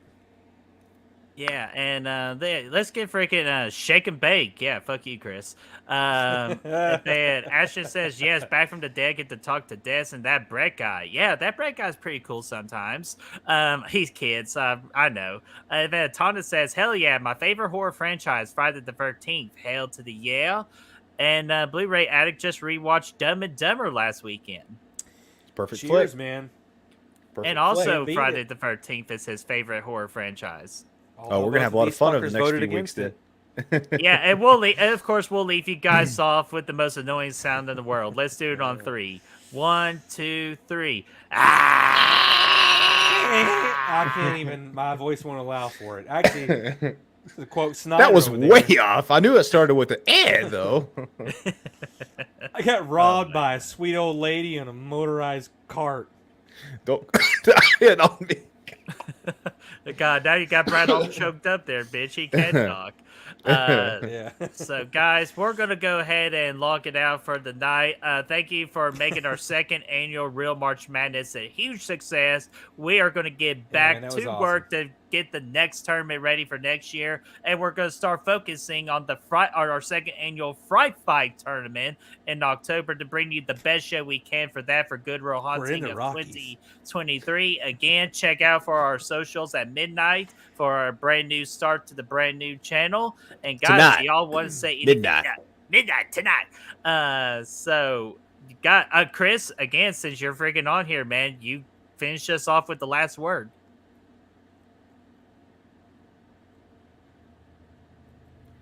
He speaks. Oh my God! Please take a his tongue. freaking. Oh, I was gonna say, if he's frozen, please take a Snapchat of this. Oh, he definitely ain't frozen. He's doing what he does best. Oh, damn it! Hey, my God. Uh, I'm sorry, man. I was so caught up in that moment there. This mother-daughter mudhole moment. What'd you want from me? Ah, Mecha Cat, I'm so sorry, dude. What's going on, man? hey, Oh, Bubby. that's okay. We have a replay. Yeah, please watch Yeah, your man. replay. You'll be very entertained. Fight Club Yeah. 1. Spoiler alert. Fuck you. No, it didn't. True It lies. did not. We're gonna Good post the fight. we'll Okay. repost that in socials tomorrow. So, Chris, last word. Let me think about this for a second. I'm more expecting an apology, but last word. I want to say this up front. The Lion King is great. Show it to your kids, but then after that, never watch it again, okay? Okay, that's the last word. Unfortunately, No, it's I'll not. never let Chris. I'll never let It's Chris. not, have the it's last- not, man. It's not, man. Thank you guys so much for jumping on, man. This has been hella fun. I'm not here all the time anymore, but thank you guys so much for being here, man. This has been fucking awesome. Thanks for having Yes. me, fellas. And yeah, can't wait to do it again. Hell yeah, man. We'll That's it. definitely do it Cheers. again, and we'll definitely have Chris back for a Fright Fight. It's going to be fucking awesome. So, guys, Have when a I great can. night. Have a great WrestleMania weekend. It's WrestleMania weekend. And just have a great month of April, man. It's my WrestleMania birthday 48, month. baby. I'm going to party up. I'm going to be wilding and partying. So I can't freaking wait. So, guys, again, thank you so much. And we'll see you all for the next live stream. Yep. Absolutely. Happy Friday. Adios.